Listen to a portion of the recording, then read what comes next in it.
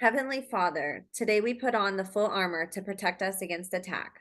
We put on the belt of truth to protect against lies and deception. We put on the breastplate of righteousness to protect our hearts from the temptations. We put the gospel of peace on our feet to walk in your light, peace, and freedom with the Holy Spirit. We rebuke anxious thoughts.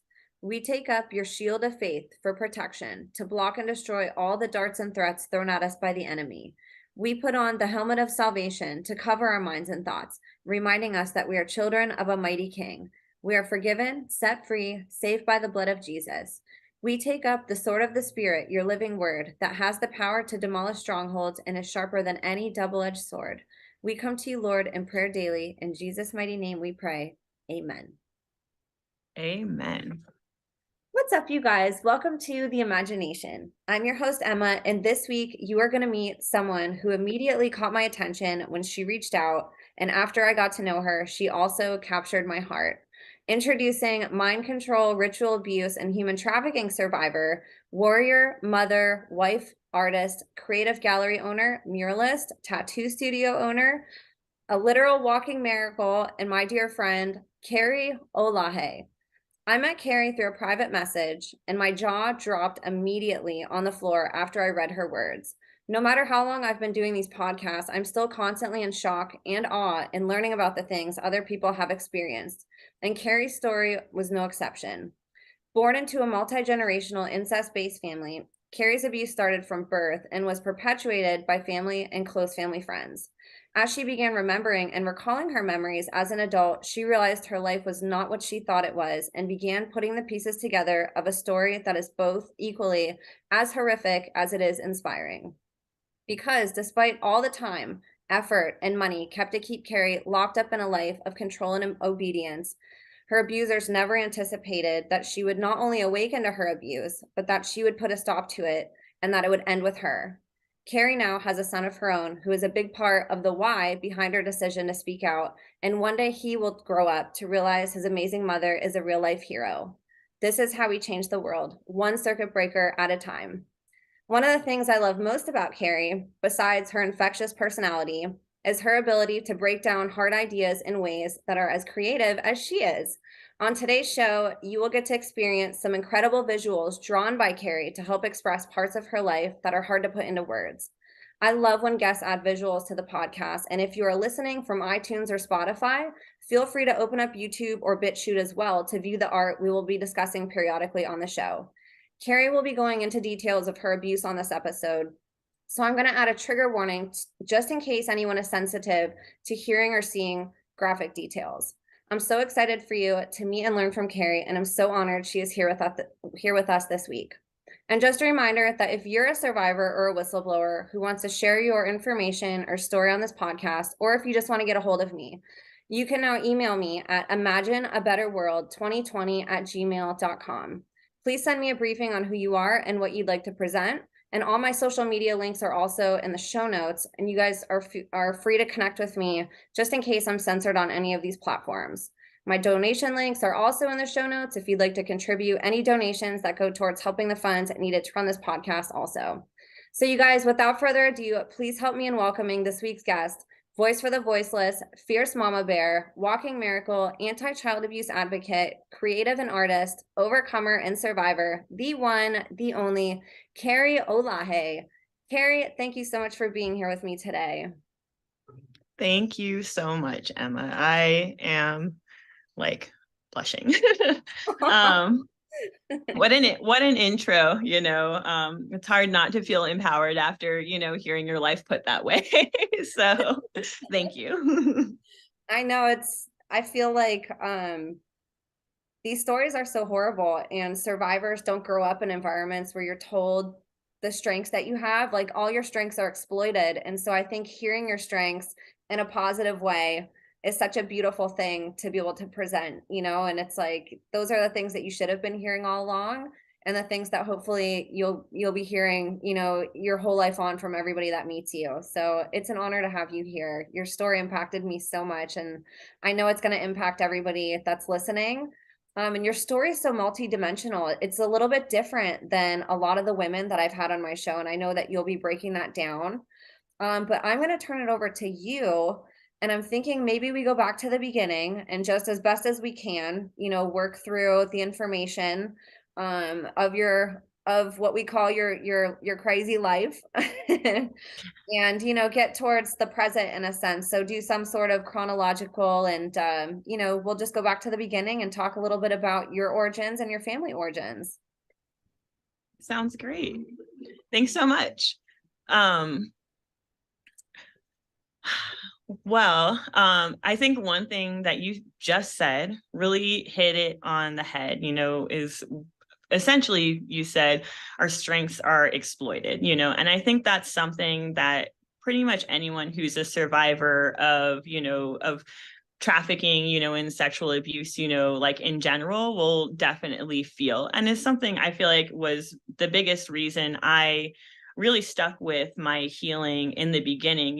Like a lot of survivors, experience overwhelm when you're dealing with flashbacks and all the answers to the PTSD symptoms you've experienced your whole life, essentially, like start coming in. Usually, for me, it's late 20s, for other people, it's a little bit earlier, other people later, but I mean, it's stuff that you've been avoiding your whole life, so it's something that you really like, and you've been brought up, like you said, in an environment where your strengths are exploited. So for me, I was at the point where I couldn't understand that, like, I was doing a lot of the things that you said, so very like, publicly, things that get me a lot of attention, in the public, big art projects, big tattoo clientele, like all that fun stuff, and to me, it felt empty. And no one could understand like why, and my therapist, too, I couldn't understand why it was that a compliment for me didn't mean, oh, someone's like appreciating something I did and something I am. It meant for me, what does this person want to get from me, essentially? So that's one thing I think is the biggest benefit of healing, is that I finally feel like all of my strengths are my own, and that I'm not, working against myself anymore. And that essentially a lot of the things I used to hate myself about, because the things that get you targeted for programs like this, when it comes to not just the trafficking, but when it comes to more like MK Ultra style programs and everything, it's always because of your strengths, that essentially get you chosen for more abuse, so, so it's a part of why I'm here, it's taking your power back, like finally, to just share all the things you were never supposed to, and really talk about what it is to survive the things you're not supposed to, Yes, and those are lessons that are so invaluable just in general to learn, because let's just say you wanted to start a business, right? I feel like that gets so much attention in the world as being hard, and people who start a business get so much, notoriety in society, and they get platforms, and they're the people, everybody's fawning over. And it's like, but wait, like they chose to do that, first of all. And second of all, there's templates to follow. Like business isn't something new, right? But like I think anybody could find a formula, and like if they stuck to it and follow the footsteps of other people, they could be successful too, right? But yeah, we're not taught how to deal with an obstacle that comes in the way of where we're going, and that's inevitable no matter what we're doing, whether it is something like starting a business or just living life as a human, and so we can study all we want, like how to get from here to there and follow all these people, but it's like our success is going to depend upon how we deal with the roadblocks and the obstacles and the snowballs that are shooting our way that we got to push back up the hill, right? And that's what I think right, survivors really bring to the table, is you guys help us navigate the world that we live in, because it is unpredictable, it is traumatizing, it is full of all these abuses being thrown at us, whether invisible or things that we can see with our own eyes, whether it's generational, and we're not taught that. There's not many people out there, taking a stand and helping society understand how trauma affects us, how to get through it, and how to be able to navigate the uncertainty of life, not the things that we can memorize and recite and take a test for, but like real life stuff, and Yeah. you all do it with such a place of love. You've discovered so much emotionally from breaking down all those layers. And I think you in particular, like you're very eloquent with helping explain those different layers, what and the emotional part of it and the physical part of it, and like just the how they intermingle with each other. And I'm excited for people to get to learn those different lessons from you. Thank you. Thank you. I really appreciate it. To me, like I've had a lot of, people, therapists, or different be like, you've healed so fast, or I've been in AA for like 11 years. You got sober so quickly, and everything. And I was like, I feel like everything I've done, I've been forced into, because the alternative was like, nothing essentially, so it's like, for me, it's like the healing, everything, the amount of time and work, that goes into like, exploring like the toughest topics and subjects, and experiences you never wanted to think about ever again. You know what I mean? Like it's all worth it, and that's really like why, multiple reasons. I'll just quickly go over that, multiple reasons that I'm here today, is one, to help inspire survivors, like many of the survivors on your show have inspired me, but in addition to that, it's, once you come to a point in your healing where, the anger gets bigger than the fear, essentially, to me, I just couldn't really like sleep with myself anymore, like knowing, essentially just knowing like how big the trafficking problem was, and knowing how big that industry was when I was a kid, and knowing that nothing had really changed, and just like the number of victims that I personally saw that had it, as bad as we're going to go into what I went through, that had it worse than me, because, they didn't make it out alive, or they disappeared into, into a black hole, and that's the thing that really pisses me off at this point, is just knowing that like the only ones that know these, these children's, these animals, these, like all these victims' experiences, the only ones that know them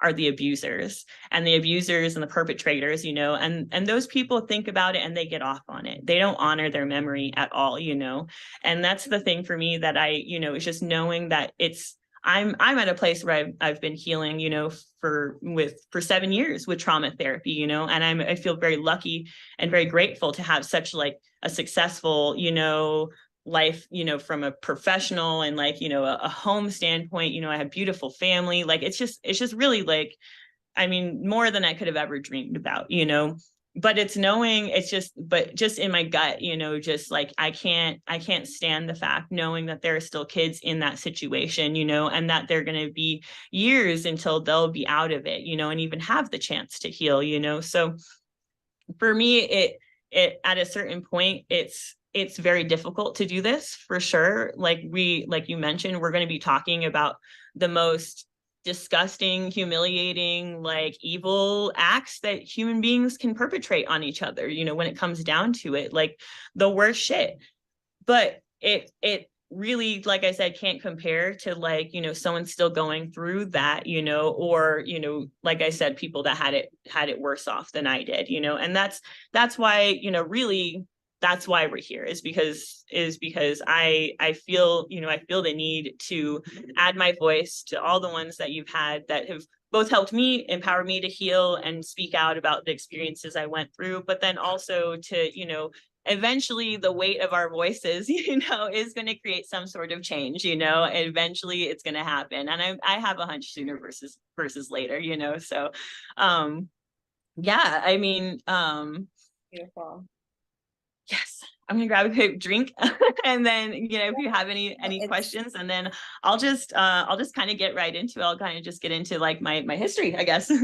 Yeah, absolutely. I just wanted to say that I'm noticing more people are reaching out to me, and I know I've been around a little bit longer. I don't have a big platform, but I was beating on people's doors in the beginning, and now I have people, in my email and all of my inboxes on all different social media. And it's like, it is amazing just seeing, you know, torch bearers coming forth with a torch and people behind them in the darkness seeing it in the distance and, you know, coming up and grabbing it from them. And it's like, you saw the light in your darkness and, you know, found people that helped put your story together and found things that motivated you as, you know, as a survivor and as a mother and an overcomer. And now you get to pass that torch on to everybody listening to you. And I think that's such a beautiful full circle that you're completing here. Thank you. So now we're about to go to the dark stuff. Like, it's always such a big leap to make, you know, when we go from like, you know, like focusing on the positive, the healing and all that stuff to why, you know, what got us here to begin with, you know. Yes. So, you know, when it comes to the abuse and everything, I kind of have to start essentially before my birth and just kind of really explain who my parents were. So, you know, both my mother and father ended up joining the military very young, you know. I think one was 18 and one was 17, you know, like coming from very small towns. My father was as a Mexican American immigrant, and then my mother was like a rural Indiana. And they essentially joined the military, you know, to kind of to get out of their circumstances or whatever. But my dad essentially has always had a history of being a psychopath. So we can mince terms here. You know, we have psychopaths, we have sociopaths, and we have malignant narcissists. You know, when it comes down to it, you know, the psychopaths and the sociopaths are going to be the ones that are perpetrating, you know, really horrible crimes, and are not going to have any empathy that prevents them from holding back from that. You know, they are going to take advantage of any situation they can. And the unfortunate thing is that my dad kind of like, you know, a lot of people with antisocial personality disorder was, you know, what they consider like a complex one versus a simple one. You know, a simple one ends up in jail after a few crimes.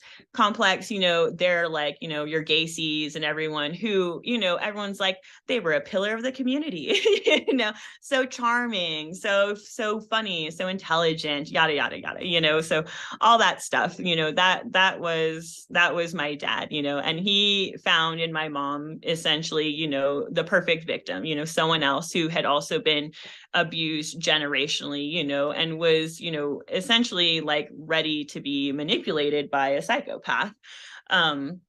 So the story, you know, for me, like, you know, that kind of really sets it up, you know, for, you know, kind of letting people know that that is one thing, like we had mentioned, there are some things that I am grateful, you know, for that I'm a little bit different with other survivors, is that I do have a very loving and supportive mom. You know, she was incredibly brainwashed by my dad for about like 8 years before I was born, you know, so between him and then essentially the system of friends and, you know, a somewhat institutional and organized system of trafficking and child abuse, you know, like it was, there's a lot of ways that it was hidden from her, essentially. So I am very lucky to say that she's in my corner, you know, and really like, you know, fighting the fight with me when it comes to healing, you know, and justice and all of the above, essentially.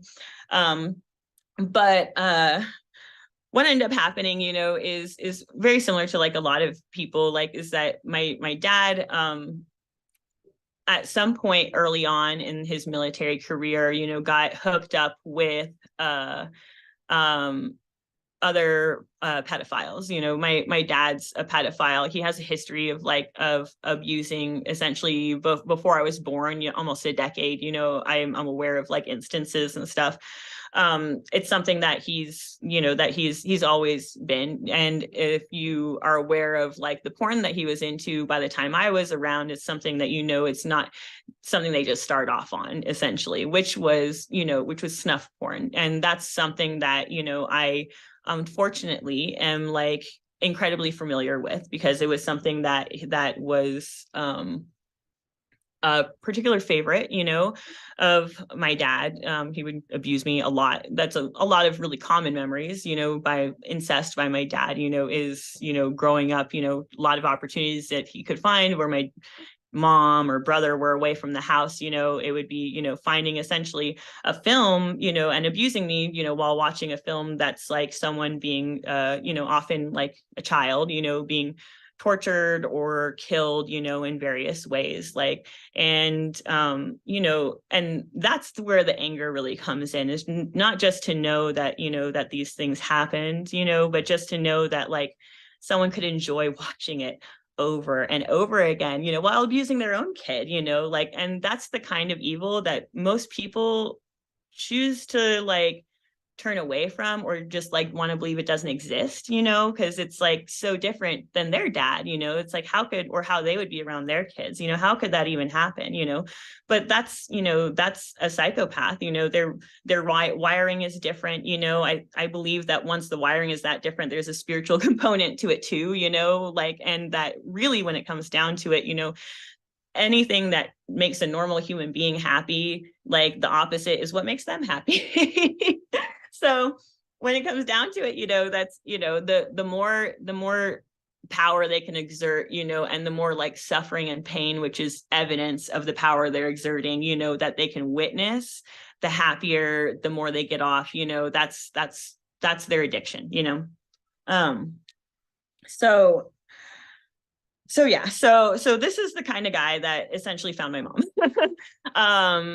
I have I have a hunch, that he was just looking for like for a willing victim, essentially, that he knew he would be able to like, to do essentially whatever he wanted. He was always having affairs, often like, like men and women and couples possibly, and stuff like that. It was the side of his life that my mom did know a little bit about, essentially, was essentially like the adultery and everything like that.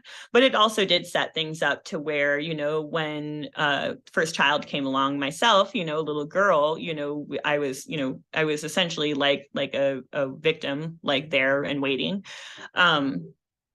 So with them, they were stationed, both of them military, medical field, were stationed all over the US. Went to Germany for a little bit prior to being stationed in Washington, D.C., where I was born at Washington, or at Walter Reed Medical, which, a lot of people have, mentioned before as having, a very shady history and everything.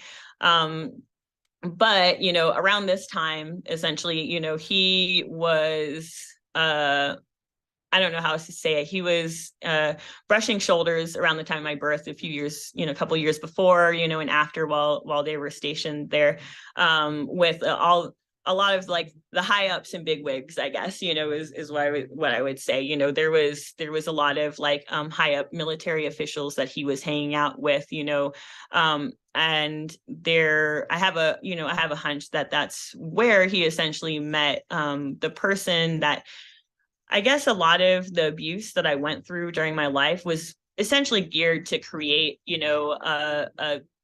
a very specific kind of sex slave for a very specific person, and that's, that's a lot of my abuse that I went through, in particular the violence, just had to do in particular for, who, some people, have the experience of being made to be, slaves for politicians or different things. For mine, it was someone that was high up in the military, essentially.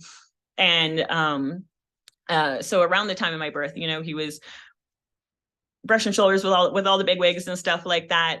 He ended up, visiting the White House a bunch. I have no memory of myself being there as well, because he was doing some medical work with the President Reagan, essentially. So, he met, the person that I was essentially going to be, abused by longest, like around that time.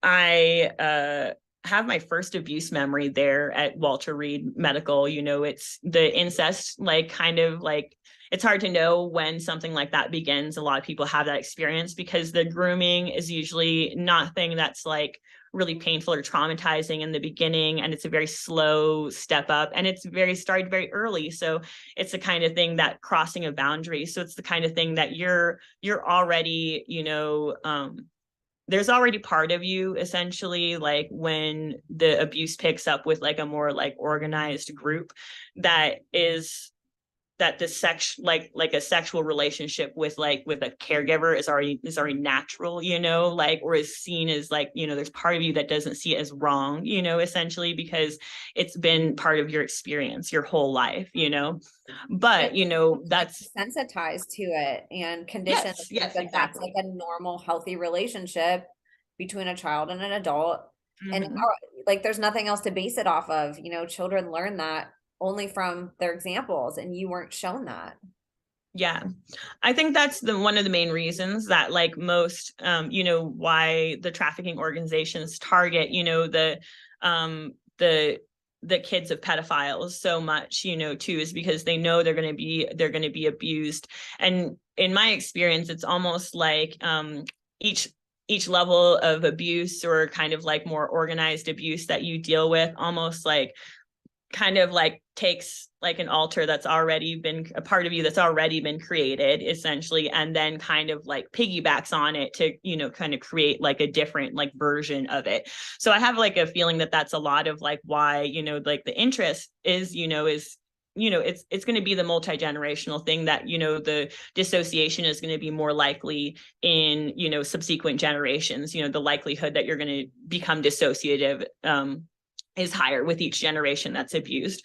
But in addition to that, you're going to have, like from birth, and sometimes, pre-birth, like abuse that is essentially, kind of like laying the groundwork, for like later on a more like, organized or structured, kind of like, I don't know, path to take, the dissociation and everything. That's really, I think a lot of why like that the memory for me, like my first memory at Walter Reed, I was probably around 2.5, like really stuck out, for me, because it was the first time I was abused by someone other than my dad, and it was a real betrayal memory, like essentially being in a doctor's office, and, being abused by a doctor, who was essentially, my dad was sitting in the corner, and he was essentially explaining to my dad how to like take the abuse to the next level with but then kind of like both grooming, but then also like being able to like do more abuse without like as much damage, essentially, because like I said, a lot of my stuff, and I think it was because I was like promised to someone that was a lot higher up, like that there was always like, like limits, it felt like, to both because they're keeping my mom in the dark, but like I said, who I was promised to, he was fairly possessive. It seemed like there was always like limits to like certain things that could be done to me.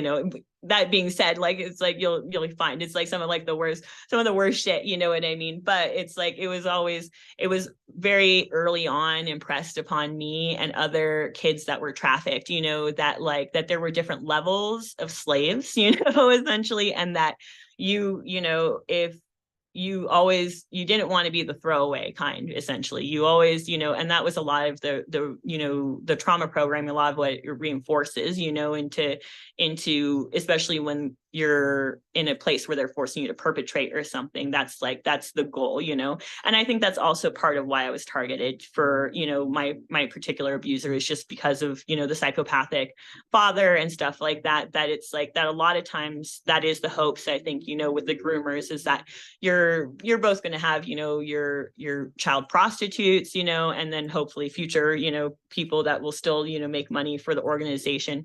But then it's like you also want always to be grooming more abusers, essentially. And that was a lot of my abuse was stuff that was geared towards trying to create in me something that was more like my, my piece of shit father.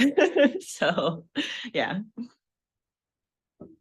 Yeah, and that is, a huge part of it is trying to instill that psychopathic behavior in an innocent child that doesn't know that. Normalize it. Yes. you're right. It's like they don't get comfort, they don't get loved the same way as, kids grow up with parents that aren't involved with these things. And it's like it takes away the child's, innocence. And I know Yeah. that sounds cliche, but like it's literally taking away their purity, their innocence.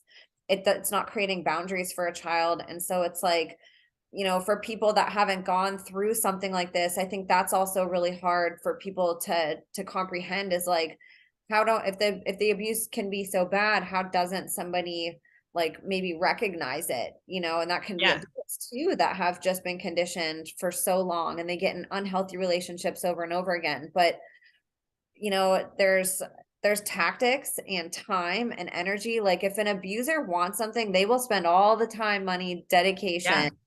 to get it. If there's some type of a fetish or some type of, a specific thing that they want, or a specific person or type of person, like, these people will go through, like, there's no lengths that will stop them from getting what they Yeah. want, and they have all the patience in the world. And that's hard for normal people to think about. Like, why would you spend so many years grooming a child? Well, they've What got a lot of other playthings in the meantime, is what people don't understand. They don't have, it's not like they're like, oh, this is one person that I'm going to wait and not abuse anyone else while I'm waiting for this person to get to the point where I can abuse them. Like, no, they're abusing as many people as they can in the meantime. It's like it's this constant stream, of victims for them. 100%, yes. And so your father met this guy, this military official. How exactly did they meet? Do you know the exact? I have no idea actually. And to be honest, like I have a feeling that it might have been more on like periphery and stuff like that too, just because a lot of my initial memories that I had from this particular abuser, they didn't really start until I had gone through, essentially what I would consider like what some people consider like beta training, or like your child prostitute, your sex kitten training, essentially. It's like there was like several years essentially of like preparatory training for me prior to meeting him. So as far as like knowing whether like they actually met or just met in periphery because they were both part of the same pedophile organization, I have no idea. If I was just like picked out, the other cult members that were having babies that year, who knows, like, when it comes to that, like it's pure speculation on my part, other than knowing, that he was visiting the White House at the same time, like my perpetrator was, sergeant major of the Army. So that's pretty much the highest position that you can hold there. But a lot of my initial memories, like I had been saying, was that my beta trainer, the second trainer that I went to after leaving Washington, D.C. and moving to Texas, he did a lot of like the interaction initially. So it was almost like my dad wasn't good enough essentially to interact with the guy that I had been promised for. So I mean, on a certain level, like I do enjoy that, because from most of like my dad's stuff, other than like you said, it's just pure gratification of his own, will and desires and stuff like that, is in regards to that is him stroking his ego, which is pretty much, like if I were to look at most of my abuse from why it occurred from my dad's end, other than, like I said, the sexual gratification for his psychopathic needs, like it was really about like, I was just like an opportunity, any instance he could use to like brush shoulders with someone like more powerful and then vicariously feel like powerful because of it.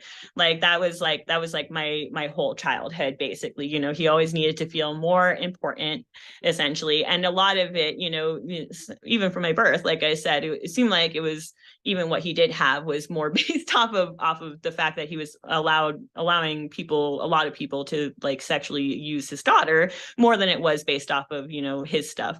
He did, when he was working with Reagan, it was because of his like skills with like his particular field. But another thing that I enjoy is that he was always pissed off during my childhood that that they never mentioned him. His higher up essentially got recognition by name. So Another thing that, like, we take our little wins where we can get them, because, when we're dealing with psychopaths like this, everyone like looks at them and is like, oh, they're like one of the best people in the family, and they have all their stuff together, and, they're just so nice, and they go to church every Sunday. So, how could they do these things, and it's like, yeah, that's the point. They do these things so that they can, they do all these good things so that, they can create a facade to do all, these bad things behind, and then create this plausible, deniability and everything.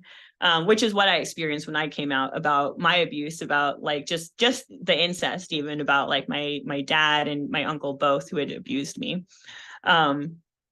Yeah. So one thing I wanted to mention a little bit, I guess, just because I brought it up already, is just so that people can understand, just a survivor's perspective on the dissociation and like the alters or parts and the splitting and stuff like that.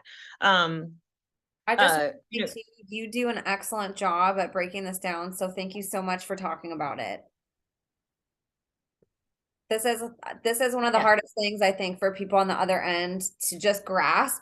You can hear it and comprehend it, but when you had told me what you're going to share on the phone recently, it clicked a lot of things in my mind, and I know it's going to do that to people listening. So go ahead, girl. Awesome. Thank you. Yeah, so that's the one thing that I like to clarify with people, and I think it's helpful to survivors as well, as in addition to, people that don't personally have the experience of, being really traumatized and then having dissociative, like, parts to themselves, and that's just basically that, from my understanding, that really helped me was that, nowadays, like, the understanding is gotten a lot further away from that kind of like multi-personality disorder, Hollywood style, like, I was going to say like one person that goes through some overwhelming event and then they just like, boo, just split into a million pieces or something, like that's a lot of times how people interpret it, is that you have one thing that's whole that has become multiple. On a certain level, that's true, but on a certain level, it's really not, because how the understanding is nowadays is that, dissociation more than anything else is a developmental disorder. And it's because of, having like inconsistent and abusive, severely abusive, like, caregivers.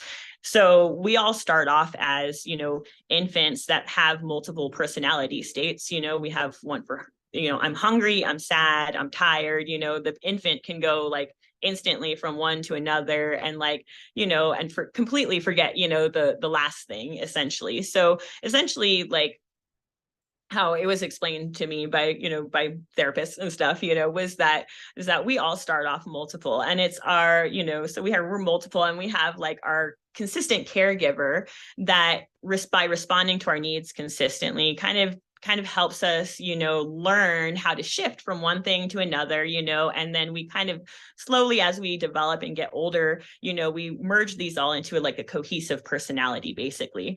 So if we're still in the developmental phase, and all of a sudden, like, sometimes we'll have, a very inconsistent like environment or caregiver or something, we'll go from having our needs met, as infants, toddlers, babies, or whatever, to all of a sudden a caregiver that you have to rely on your needs for is dangerous and you have to run away from, so you have that, like, that mixed feeling. So what ends up happening, is that caregiver turning from a trusted person to someone who's essentially hurting you, betraying you, is like you're afraid for your life with.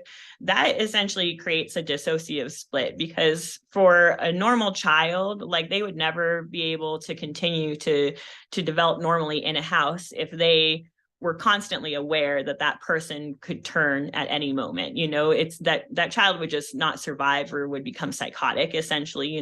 Dissociation is like a step. It was essentially what prevents us, as survivors, from becoming psychotic, is our dissociative disorder. So what ends up happening is, there will be most of you will not be conscious of the overwhelming event, and a small part of you will be. And that little part of you will essentially be, almost like born in that moment of trauma. In that moment of overwhelming trauma, it's going to be switch from your normal state to this new state, basically. And in that new state, that moment is your birth. So whatever traumatic event is happening, that is your whole world.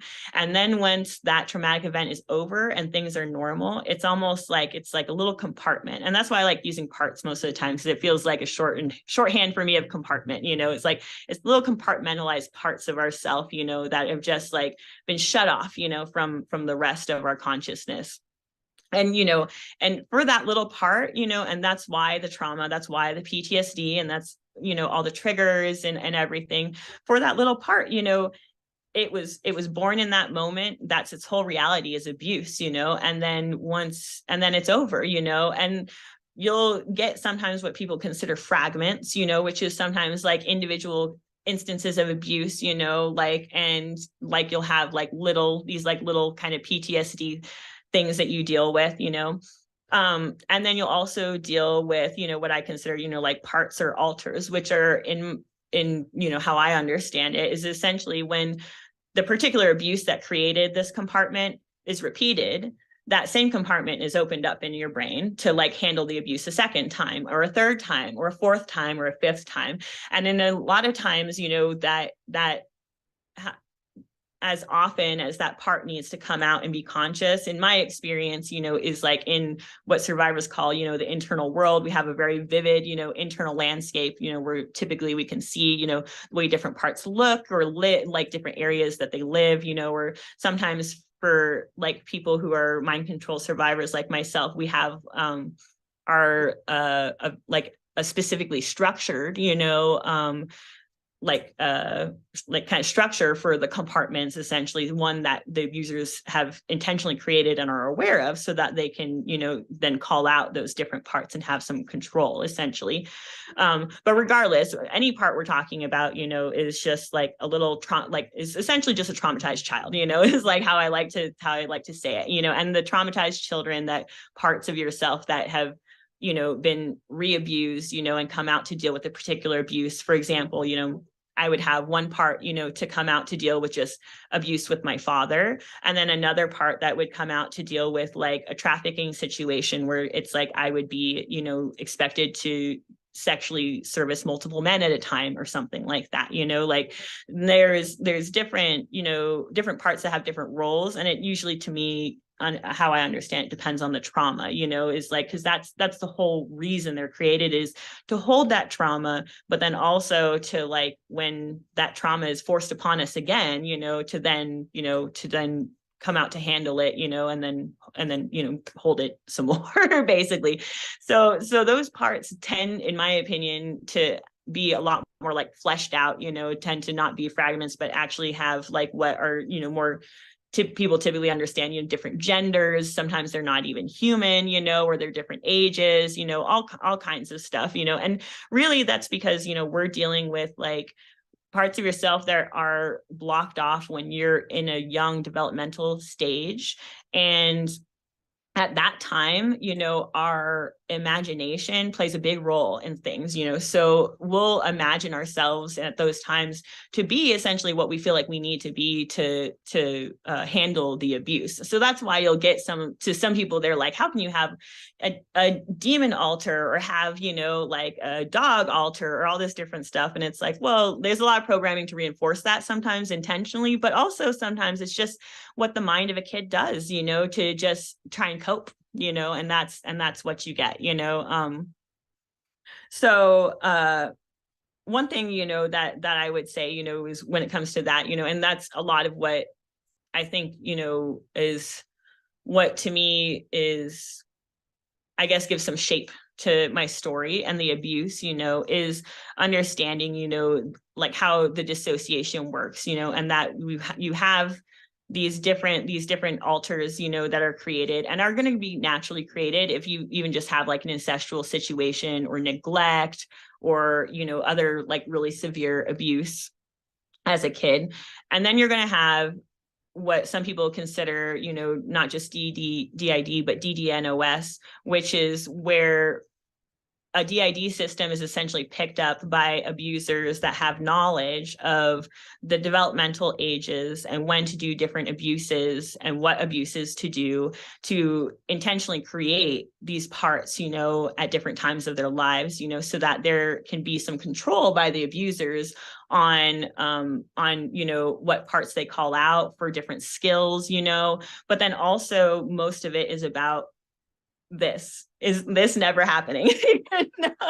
Most of it is about silence, secrecy. So you have these backup systems, and a lot of times with DDNOS, you know, which is this more controlled and structured version of DID, you have backup systems on top of backup systems of different parts that have been created through trauma, you know, through different abuse events that are, you know, all about creating an internal system of intimidation and, you know, essentially reinforcing all of their messaging and everything. So that was very much my experience, is that, you know, I started off, you know, in my original place of birth, you know, with like a very, you know, standard DID structure, you know, with like, you know, a few splits to deal with like my normal family life, which was most of my life, you know, and then, you know, parts to deal with my dad when he was sexually abusive, or at that point, someone else when they're sexually abusive, essentially. So once we moved to Texas, you know, they were both in the military and got stationed there, all hell broke loose. And I met, you know, what essentially I tend to call like the beta trainer. You know, he was always seen as just like a friend of my dad, a family friend of my dad, also a military medical field. But he had a daughter that was a couple of years older than me, who had been essentially being groomed as a child prostitute long before I had gotten there. And when I got there, I essentially was handed over to him, sometimes abused by both my dad and this guy.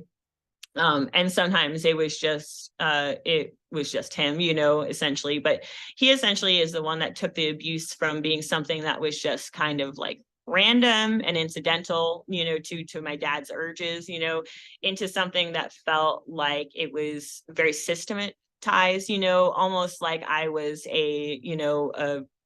another like piece of meat on a conveyor belt, you know, that there had been many girls before me and boys, you know, that had gone through this stuff, and there would be many after, you know. And that's part of like why, you know, this situation, you know, is so fucked up and so overwhelming and stuff, is just to know that, you know, what I felt like I stepped into at that point was completely organized. You know, like there never seemed to be like any guesswork, anything like that. You know, it was always the mode that like my dad was essentially what some people would call like, you know, my handler, you know, but that, you know, he was just essentially following orders, you know, of higher ups as far as like how to take the abuse to the next level, and then essentially how to start, you know, trafficking me, you know, with this other guy.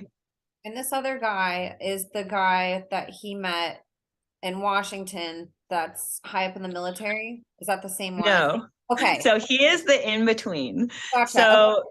Okay. So we moved when I was about three and a half. And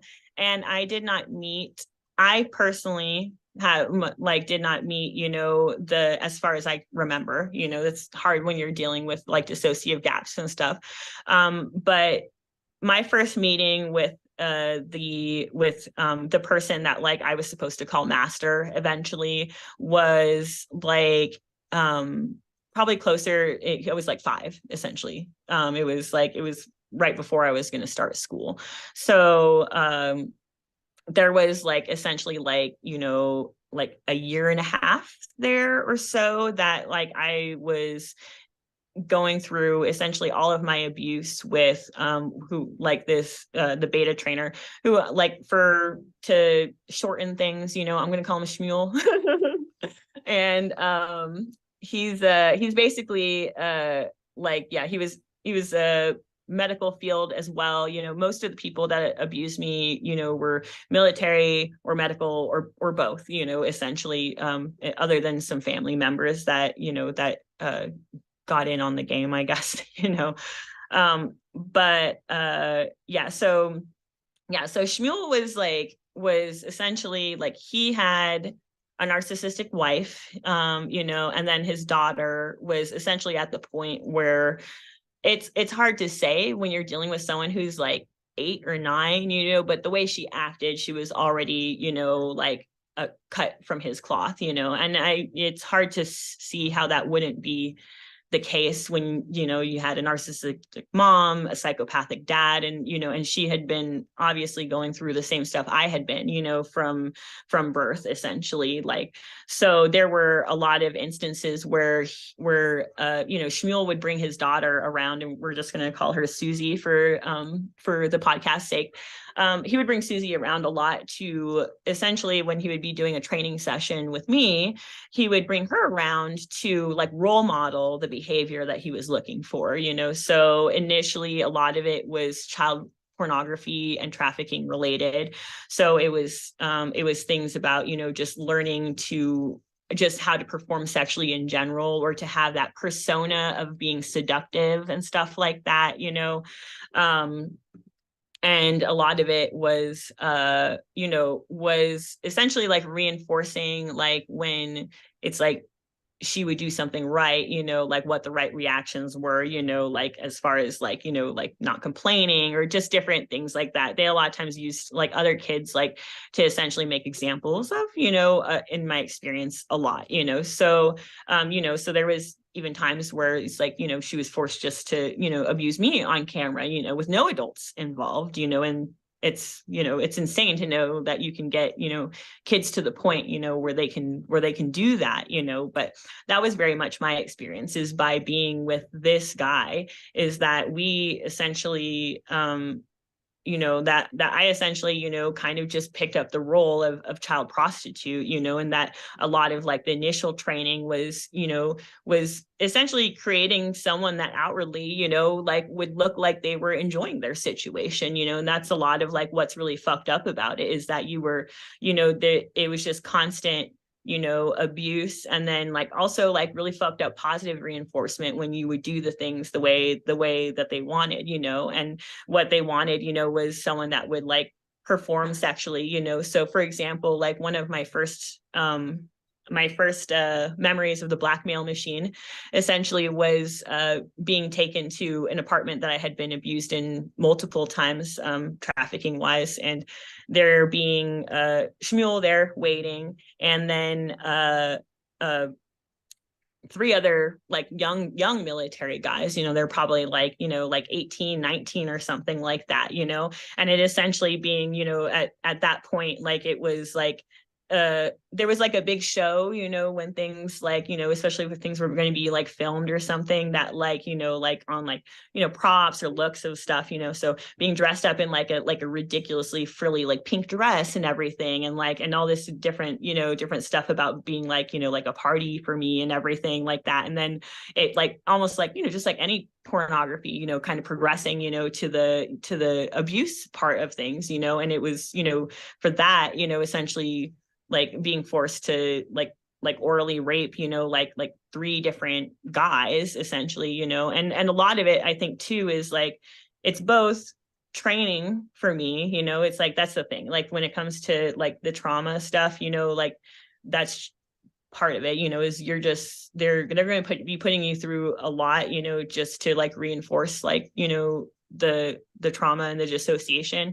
But there's also, there other ulterior motives, you know what I mean? And when I see those 3 guys on the couch, I just assume that that's like where my dad was, like when he was 18 or something, that, it was, that this pedophile organization, they just, they have their eye out, for other psychopaths that, and when situations like this, there was also an air of, it's when you get multiple guys together, that it's like the peer pressure, and then just like, just all the stuff, kind of like together, basically, that, but for me, like understanding like the different parts, like that was, for example, that time, it's like initially there was some, because it was the first time I had, had to perform with like multiple guys, like there was some like resistance and everything like that, and it's like, it's like you get taken to like the next room, and threatened and smacked around some until like,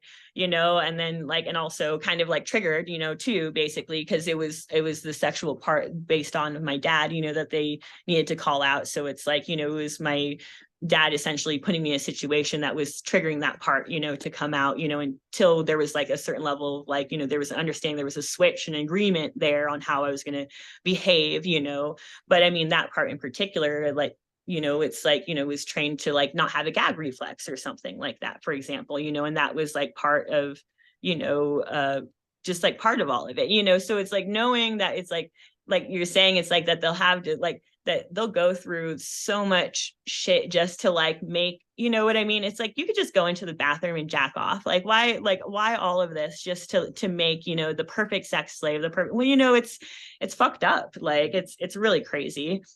It is. And like you were saying, like training, it's like they give you practice to get Yeah. better at it. And it's like they treat it like a sport almost, like they're training you for like a big game, and like practice these like horrific things over and over and over and over again to perfect them, and it's so sick and it's so hard for, me and I'm sure you and everybody. Like, how do you even wrap your mind around what goes through their head doing this, Yeah. Yeah. And that's like really where I keep coming back to like what you said in the beginning, like, their strengths are exploited, and that's like, that's really, that's really what it is, like, and it is really crazy just to know how much, I don't know how much they'll go through. The thing is, though, too, is really understanding that there's more benefit, than just creating the sex slaves. It is the money side of things that people just have to understand, it's like drugs, arms, all that stuff you can only sell once, but kids you can sell over, and humans, you can sell over and over and over again. So why that wouldn't be the main thing to fund black market things to me, like why that's so hard for people to wrap their heads around, to me is just like why, it's like, when you're dealing with psychopaths that have zero empathy, they'll do this with their own, with literally their own kids. Like what holds them back from doing anything really, so, and that's hard for people to really understand if they've never been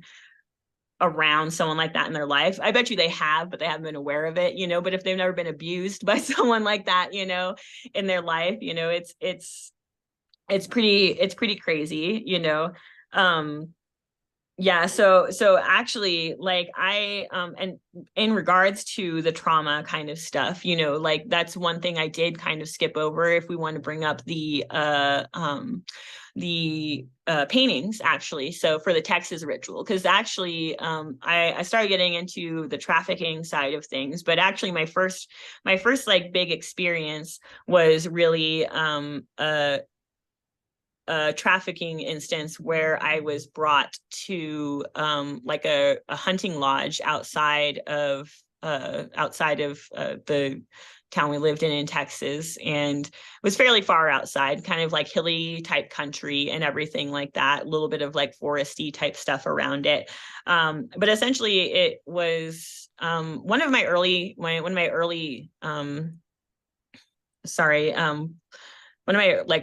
my earliest trafficking memory that I have essentially was that, we were hired, it seems like, to come play a role. And I think a lot of it too is part of, is this programming kind of side of things, is that, they want to get you with as much of like the most fucked up stuff early on, because that's the things that really like lays the groundwork. It's like for those parts to then be, further manipulated later on, so like this right here is just like a scene of kind of like what I had walked in on. I was taken by Shmuel and my dad, a little far outside of town to like kind of like a really ritzy hunting lodge, essentially. It had like, one thing I like to let people know is that like it seemed like it was like vacation home. It was told there was a vacation home for like a politician, but I don't remember like who. And that but that full time there lived a doctor, essentially, who would do doctor things for the cult, essentially, on the down low. He was a retired doctor, but that's one of the main things I had remembered, is that I had been brought to the hunting lodge and essentially abused by the guy who lived there. That was like one of the main things that my dad was, like proud about, and had bragged about, was that essentially we were invited there early before the ritual for a trafficking instance, for me to essentially be abused by someone important, so that's something that my dad loved. And it was, me being taken to be abused by him, like in this ritzy living room with all the taxidermy stuff. Off in the little doorway, you can see his little granddaughter that's like there waiting and like looking. She's going to be there later in the abuse event as well. And when he left me to get abused by this man, he essentially was taken off, or the two of them went off because they're medical, to go tour the medical facilities there. So there was a couple outbuildings where, I don't know what, happened, but I would assume, things like abortions or different stuff like that. That's pure speculation on my part, but it's like, it was crazy. It was like a private, middle of nowhere, like surgical facility. Like it's fucked up, but that's also why, like, sometimes people have a hard time believing. It's like, oh, how could people go through these things or do these things? And it's like, when you understand like that you're dealing with psychopaths that have like a lot of money and resources, it's not that hard to keep a lot of things hidden, it's really hard for like people to comprehend, if you haven't been on the inside of things. But it's like, yeah, it's like the number of things, like the number of fixes they have for problems that we would think, it's just infinite. And because they all work together, too. So to help each other out in that regard. And let me know. There's the motorcycles. Go ahead. No, it's okay. Let me know too when you want me to flip, because I know that there's three drawings in yeah, this. So we can go ahead and flip to the next photo. So essentially, after abuse event, the little granddaughter, like I was taken off. She just kind of went to show me around. She was like couple years older than me. And she just went to kind of like show me around the property, the stables and everything.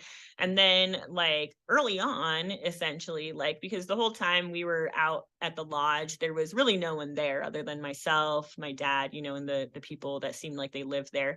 But it was essentially being brought, and this is kind of like why I wanted to go over this with people, is just to kind of like set the scene some, so that people understand, like how much goes into these fucked up things, that happen, and really like how widespread this has to be. Because it's like, I mean, these are like I joke when I call them catered events, but it's like when you think about the amount of like prep work that has to happen for all of these things, and this like ritual space, and woods, which what we're looking at here is essentially, like in the surrounding woods of the place, is that this is an area where they had rituals often, a lot of times, like permanently, maybe like for a long time, because there were like, set paths and clearings and stuff like that. So where we're at now is essentially looking at that there were a couple older women that were related to the man of the house, that were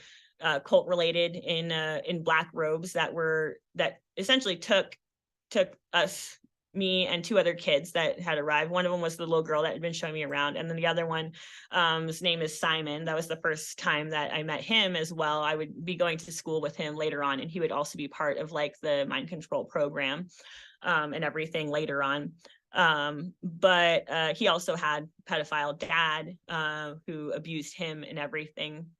So it was essentially us being taken by these two women in black robes. It was still daylight, off down like, a very large, path in the woods. And there was kind of these side paths, and some of them would lead to, clearings essentially. And we were brought to a clearing to essentially get ready. They like someone came and brought us like a chest, with the robes in it for me and the other two kids essentially. And, it was us, being told to get dressed, and to keep fairly quiet, but we were still allowed to, like, that's us there is playing sword fight with our with our sticks pretty much, because we're kids, and we were just pretty much like killing time essentially, like we didn't really know, none of us knew, I don't think, except for the little girl that's like sitting off to the side, because like she, like I said, was like related to the cult, so I'm pretty sure she was aware, of like what was going to be going on. She like wasn't running around and having fun like with myself and Simon. So and that is a fake name, just so you don't have to change that one for him as well. But essentially, we spent a lot of time, just killing until night fell, and then it's like once it did, off in the upper right hand corner, that's kind of what you see there, is like people in like black robes that we saw off down the path on the main path that had been essentially like filtering through to go to the ritual space, basically. The person on the last one was like a person in a wheelchair, actually, that I remembered like being like in like it's almost absurd, to think of like, someone that's like in black robes and then in a wheelchair, but that's part of the, that's what I'm dealing with, so essentially, ritual space, gets set up, darkness falls, torches lit and everything. And then we're brought from our clearing to another one where essentially the dads had all been getting ready, and it was kind of same situation where like the little girl's dad was like very somber and not excited, seeming, but like my dad and Simon's dad were, it was like they were at a party, and they were all dressed, they had all been dressed, in robes as well. Theirs were white though. But yeah, it was basically like they were, they were joking, like it was like it was a good old time and everything. And then later on we were led down the path, so it was essentially 3 fathers, 3 children, that were all like around like, like between the ages of like 4 and 6 essentially. And we were brought to the brought to like the main clearing. And that's like one thing that I like to like point out to people is, it had all the typical stuff, people standing around to watch in black robes, a bonfire in the middle. If you want to go ahead and switch the next thing, that's kind of, I think that's the last one. Yeah, there we go.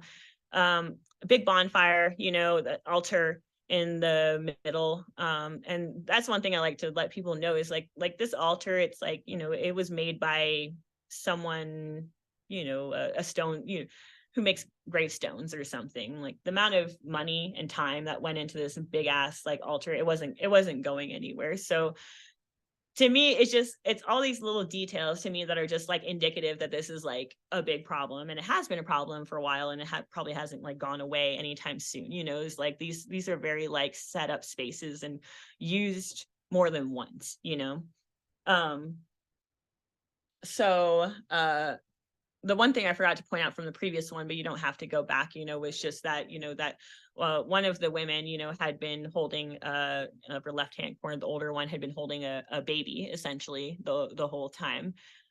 So this ritual was going to include sacrifice. So that's why we gave the trigger warning, is that when it comes to the ritual type stuff, it involves a lot of really fucked up stuff. And if it's too much for someone, for where they're at in their healing, it's not a problem to like, like I've done that many times to be like, I'll come back to this at another time. So I'll just say that. But essentially, like everyone was given roles, the little girl, had to sacrifice on the altar a chicken, essentially. Like everyone, it was the same situation where the knife is put in the little kid's hand, and there's words and chanting and stuff. But the father is obviously the one that has their hands over it and control over the knife, for all of these instances and everything. So for this one, is the little girl was there, to essentially sacrifice, the chicken. The Simon and his father were there to sacrifice the goat. And then myself and my dad were there, and that was part of like what he had always like found special and bragged about, was that we were chosen for like, like the like most special spot, which was to essentially be the one to sacrifice the baby. And that's a lot of why I'm, like I said, like I'm here doing this, is because knowing, like, as hard as I had it, there's a lot of innocents out there that have had it a lot worse. And with this in particular, is that, like, it, as bad as my trauma is being up close and personal for this, it's just like, I mean, how can you not, like, your heart not break, when you think about, like, just a little innocent being, like, going through something like this, but essentially, like, uh he castrated him, and then cut open his stomach, so disemboweled him, and then stabbed him in the heart before pushing him, off the altar and into the fire. That's what they had done with each thing. Sorry, with each victim. And so,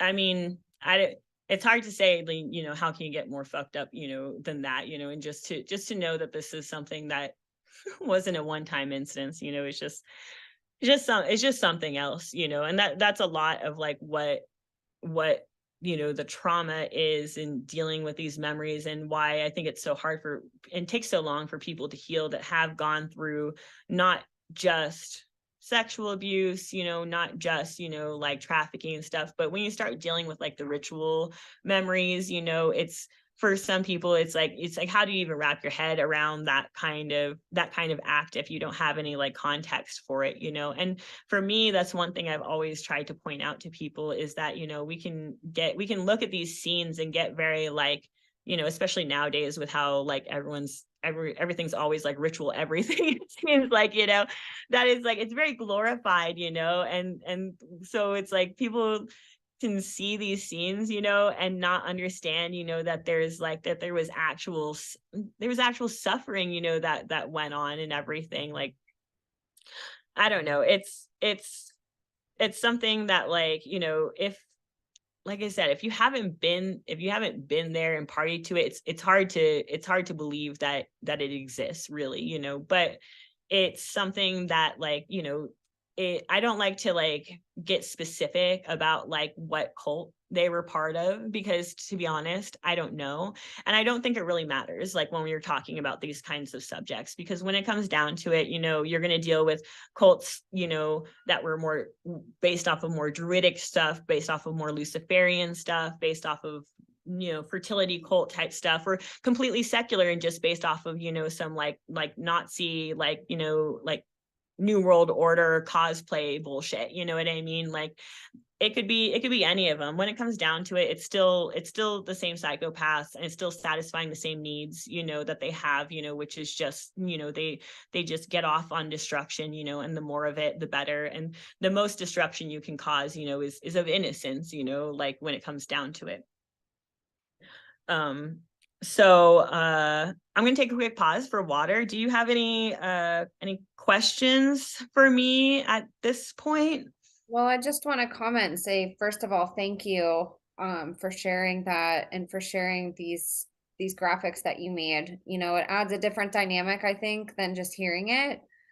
And it's like the way that you painted it, it's like you can almost see it through a child's eye. It's like the details are kind of blurred out, like how a child wouldn't be able to put context to what they see. Mm-hmm. You see the colors and you kind of see, you can make out what everything is, but you can't see the eyes, you can't see exactly what's in the fire, but you can just feel this, like, dark energy, and just, not having the context to what you're seeing, besides just how crazy it does look. And you're so right Yeah. about that. There is such a disconnect with society. And I think also, to piggyback off some of the things that you said that contribute to it, horror films in general are a whole genre of movie. Like, people will go make a horror film number one at the box office and watch it for entertainment, not understanding that it's not fiction, that just because the movie Yeah. labels it as fiction, it's literally created off the ideas that these people do in real life, you know, and it's like they desensitize society to even like look at those things because of the whole, you know, neuro linguistic part of it, where we're told that this stuff is fiction and it's beat into our mind from the time that we're little. You know, it's given an R rating. So it's like you kind of get excited to see R-rated stuff as a kid. It's like the kid version of turning 21 whenever you can watch a scary movie at age 13, you know, or whatever age it is. And you know, it's really sad that people look the other way with this because it is happening all over Mm-hmm. every country, every community, every city, every town, every state, you know, everywhere. And people have no idea because of how they've been desensitized to it, how it's been normalized in a fictional standpoint, and how anybody who tries to say it's true, they're just gaslit. You know, there's Mm-hmm. credibility given to this, and it's just absolutely heartbreaking, you know, and to just think about children going through this and, you know, the fact that even describing it as a party, like it makes me want to it makes me want to gag, you know, thinking I think you mentioned they have like Every cocktail one of these rituals I've been part of have always been combined with a party for sure. and you're meaning I think you had mentioned like a cocktail party, for example, before Mm-hmm. like how sick that it's like watching a football game, like they're getting ready to watch the Super Bowl. Like, let's eat food and party and have cocktails and get drunk, and then we're gonna, Network, just hang yeah. out. And then the Yeah. details too, like understanding that there's like a stonemason hired to like, and that stuff is not cheap to hire, like, Oh so, yeah. no, like how you said. So it's like even that deliberation, it's like it is really hard to wrap your mind around it, but like you said, when you understand that they have to hide it and that this is literally like what they get off to, like this is what they live for. This is, Yeah, they do. you know, this is like their social time. This is what they look forward to. They put the same effort into something like this that somebody else would into a birthday party or a Super Bowl Mm-hmm. party or a wedding. You know, it's like that much detail goes into it. What they get excited about, My what I always use to describe to people, who have a hard time, just like in my daily life wrapping their head around like a psychopath or something like that is just oh my gosh, I just lost my train of thought. Sorry. Uh oh man. Sorry. Oh, you're good. It happens from time to time. But You're yeah, good. though the main thing for me, like when it comes to people like visualizing like a psychopath, like for me is like I've always talked about like, like people can understand like the gay thing nowadays, like really easily, like I'm bisexual myself. So I love everyone for who they are. But like when it comes like down to it, it's like for a while there, people had like, oh, like gay is a choice. You know what I mean? Like gays like a choice, and it was like, well, like, you say you're straight, like could you like choose to get your dick hard? Sorry to be vulgar, for the opposite sex. It's like no, and that's like the thing that I have like to illustrate to people, is like, because people, I think when they think about pedophilia nowadays, they think about like it as something that's like, oh, I've heard it so many times in like truth or podcasts especially, oh, just what happens when you get super rich, it's just what happens like when you've just tried so many things, eventually that's just what you try, and I was like how much money would I have to give you for you to get your dick hard in front of a crying 5-year-old? It's like it's not gonna happen. Like that's the complete disconnect, like that people don't have or don't understand, is that like that there's, it's a level of understanding they're never going to have. And they should be glad that they're never going to have that level, this idea that people have to like, oh, but why do they do the programming? Why do they do the trafficking? Why do they do all this stuff, other than the secrecy and shit like that? It's because, it's an urge that you will never understand. And you should be glad about that, and just understand that it does exist though. and try and do something about it. And for those people, like you said, it's like the rituals, those are the things that they look forward to. It's their time to be exactly who they want to be and be like, and and things that would normally in society that they would be looked down on, they get praised for, like I was in, alcoholic, for like 6 years, like in college and everything. Just once I left the house, just trying to like understand and deal with all like my PTSD symptoms, and just like, just going into self-destruct mode and everything. And when it comes down to it, like when I was in my alcoholic phase, do you think I wanted to hang around sober people? Fuck no. No, because like I couldn't relax and drink and get fucked up, and the crazy antics that I wanted to do, like if I was around like a bunch of square straight people, you know what I mean? Like it's no fun, not even a little bit. So I would live for the times where, it was, like Thursday night and there's this thing going on, any night of the week, that you could find something to go, like there's something going on where you could go and feel like my drinking habit was normal.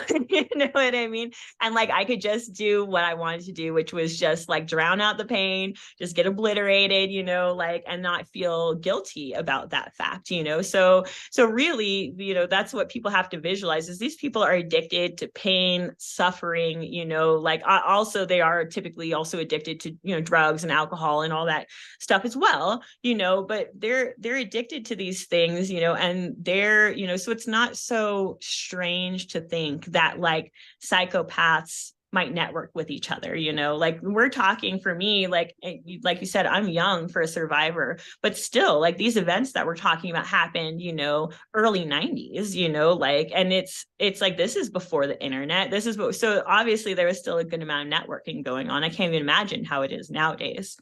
But it's like, but really, they're going to find each other, because they like doing the same things. They have no like attachment a lot of times to their own kids or different things. So that's part of why they're perfect for both being targeted by other psychopaths and other abusers and trading that content or those kids. But then also, for like more organized like programs, like, like we'll get into that are more into, creating, very intentional dissociative splits and stuff like that. It's, you need the right participants for that. You can't just take it and do it with anyone, and you need someone that has that dissociative background. You need all that stuff. And that's why, that's where this comes from. And I have a feeling too, like they're constantly, there was always an era of like testing, that was always apparent for me, like from the very beginning, where it was always about, like putting you through a situation, seeing, how you reacted and stuff like that. That was a lot of like what my, the man I was like meant for, essentially, like that was a lot of like what, strengths exploited, that was a lot of like what he he was, always so proud of. Same as my dad, that it's like that there were all these tests I had essentially passed, which was essentially just like being able to survive and dissociate from really horrible, like traumatic events, so, but yeah, so and for me, like I'd mentioned, like this really was like the entry into like full on, pedophile organization land. Like I had met Simon, like I said, and his dad, who was just like my dad, very psychopathic, like had met him, also military, pretty much everyone involved is going to be. But we started going to school together, and we both went to the same school. My teacher was I'm pretty sure, an enabler for the cult as well. Just because like she is very weird. She kind of followed me through first grade or kindergarten, first grade, and then second grade, and just always told everyone it's because I was her favorite student or something, but it was always super weird. But the thing is like I was, my mom was sent off for training a lot while we lived there in Texas, sometimes for a month or several months at a time, and during those times, like there was a lot of time where I was like, part of like the GATE program, and she would send me, out of class for that, or I was just, out of school for just, several days at a time for like, these essentially trauma events like happening, or trafficking events, depending on what the situation was. And my mom, was never aware of any of this stuff. So I have a feeling, that she maybe didn't report some absences or something, but it was also just the way she treated me. There's, like I said, there's always this air around me, like that everyone was always constantly testing you, mostly for like intelligence and stuff like that, like just constantly putting you through like, different problem solving things, different, I was going to see just if you kind could of give like any examples of that, because I know like the gifted program, that's something that's been brought up a lot. Um, yeah. do you have any examples that people could reference, of what like type of tests and like things that they put you through? That'd probably be helpful. So no. And that's why it's hard. So there's like, so a lot of the things that happen during the gate program stuff, like it's going to be very mundane type things, like especially initially, like it was stuff like literally just, things that you would probably see in a normal gate like thing, was just, working with like, for example, like untangling knots or like spatial things, like fitting things into like boxes or stuff like that.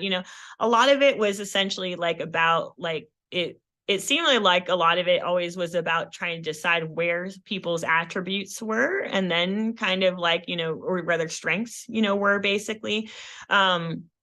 So for me, like it was always like really like impressed upon me, that it was my problem solving abilities that was like, what one of the main things that I was like sought after for. But as far as like actual like testing events, like a lot of them are like not traumatic, so we wouldn't remember them like anyway. But then when it comes to like the stuff that like was like me being taken outside of the classroom for that things, I think gate was just the pretext, you know what I mean? And with like a lot of those memories, they're essentially what I consider fragments, like so small programs that are just there to essentially, I think, like reinforce like the structure they've created and like the just like the trauma. So just putting you through a lot.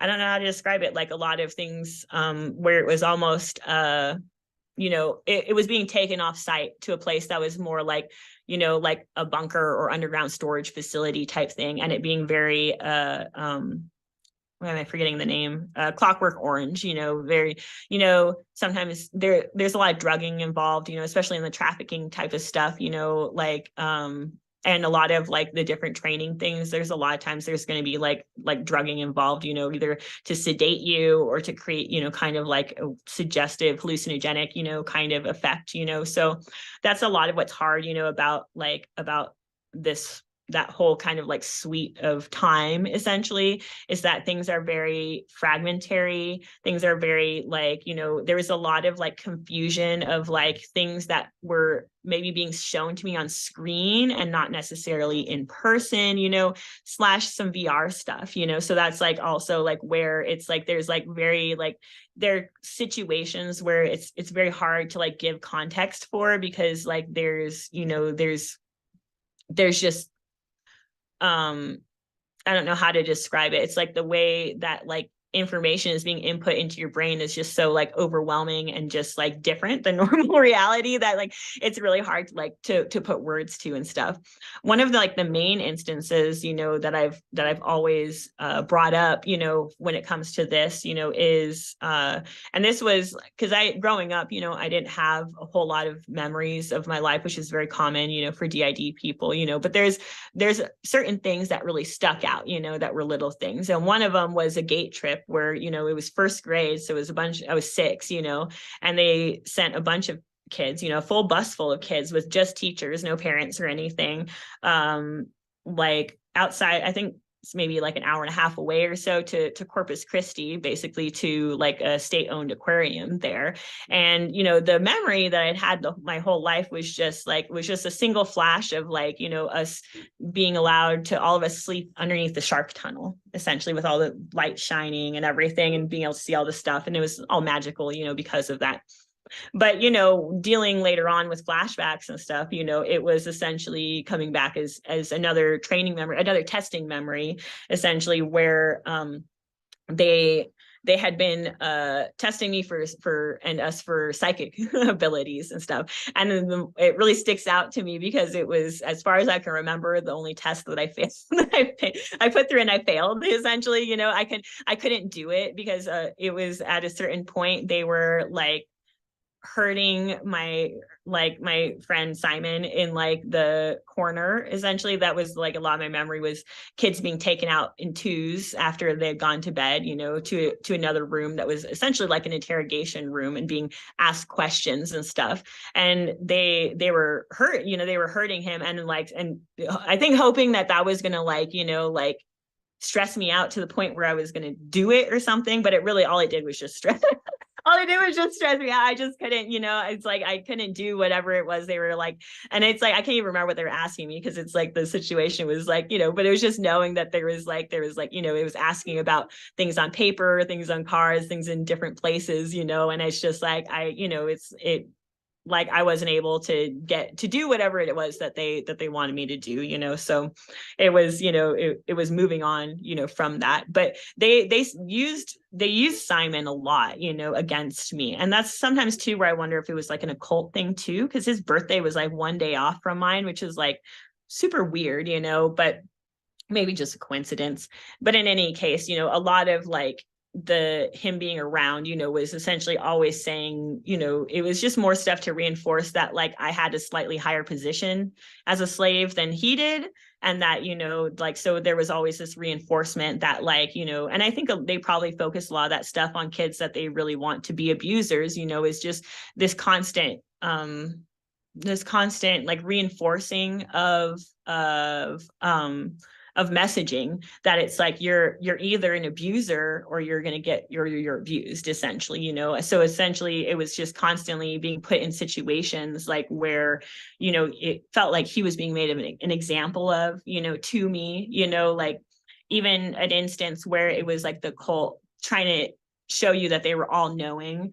So they, you know, they set up a situation where he, you know, we weren't supposed to interact in school. So like in non-cult settings, we weren't supposed to interact, but that was a lot of like, he was always kind of trying to reach out to me. And like, I was always like, you know, my programming was always good, like was always really strong, you know? So I was like, I always obeyed, you know, like, so I pretty much was like, I wouldn't have anything to do with him. And then one day he brought me behind, and this is another memory I had always had, brought me behind the desks and had like showed me his penis basically. And I immediately was just like, okay. And then went and told the teacher. But then later on, you know, and then she sent him to the principal's office and everything. But later on, you know, it was essentially being taken to like the bunker type facility again, you know, and essentially being like me being tortured with like strapped to a chair, like tortured by having my feet put in like hot and cold water. And like, you know, there's a lot of times like it was pinpricks, you know, on like ribs and feet or shocks and stuff like that, you know.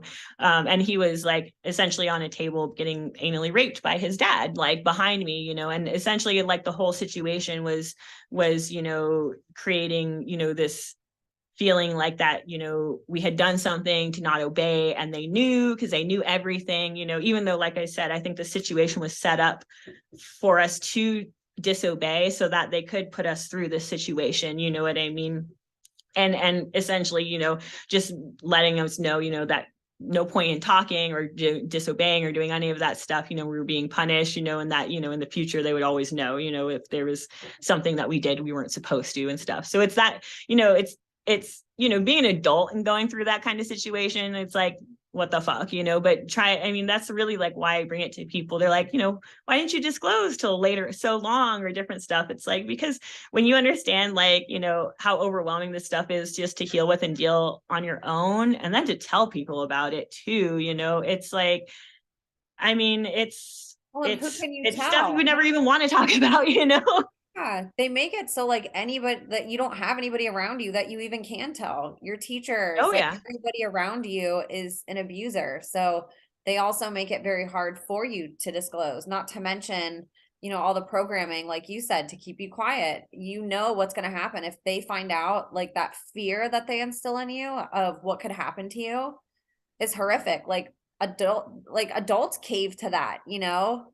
They Yeah. are like, that's how they keep all the adults in check too, is through blackmail and through ways that they can manipulate them into staying quiet. You know, kids don't have any Yeah. context to that. Like they don't teach you, again, boundaries, safe emotional relationships, safe physical relationships. Like you don't have any concept of that. That is like normal for you, you know? And Yeah. so it's like, of course you're gonna keep quiet. Why would you say anything when your, you know, your best friend or somebody in your family or yourself could have something so horrific as a consequence potentially? Yeah.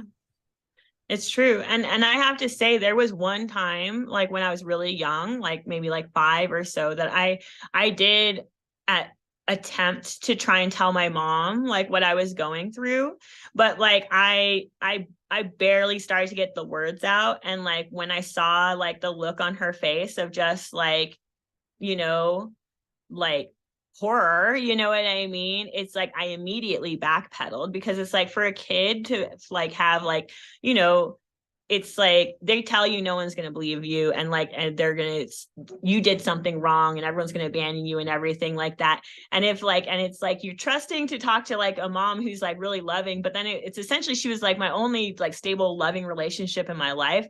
And seeing that look on her face, it's like as a kid you just associate with yourself, you know what I mean? So it was just like I was just like, dude, I am going to fuck up my one good relationship. So it's like I immediately, you know, as a kid I immediately, you know, was just like I was like, oh, just kidding. You know, I was just, you know, I just put some marker on like on a paper, you know, said it was blood. It's not though, you know, and like, you know, I was just pretending and different stuff, you know, all this stuff, you know, as a little kid to like backtrack, you know, and just like, you know, not have that look on her face anymore, you know, and it's, you know, it's fucked up. Yeah. Um, yeah, so a lot of, you know, a lot of this stuff, you know, that we've been talking about, you know, I think was like very like preliminary things for me to like be meeting like who I was meant for, you know, is like, you know, a lot of, I think a lot of like even the trafficking was kind of like functional, as in like it was, you know, like yeah, they make money off of it, but I still think a lot more of it was just kind of creating the sex slave that they, a particular brand of sex slave that they wanted, you know, because that's a lot of like what all of this stuff felt like, is that it was testing, it was training, all stuff, you know, for, you know, kind of like preliminary crap, you know. And then once it's like once I ended up meeting, you know, my, what should I call it, uh the person I was like, you know, meant to be like my master, and I'm just gonna call him Smeagol. So we have Shmuel and Schmeagol. Kind of like your owner, huh? He's almost like your Yeah. So but in any case, so yeah, so Smeagol, you know, I ended up meeting him. It was, you know, prior to this incident we talked about with like with the Corpus Christi and Simon and everything in school. It was just before I had started school, but it was after I had already started experiencing a lot of the trafficking, like I said, for like about a year and a half or so with the Bader trainer Shmuel, you know. So you know, and that was a lot of different things, you know. Sometimes that was also, you know, that also includes, you know, like gang rape and stuff like that, you know. That's one of like my main memories, you know, was essentially, you know, it's crazy when you get memories back and you can hear like conversations, because there's a lot of times where like because of the drugging I couldn't really move couldn't really move much, you know, but could still like hear what was going on around me and everything.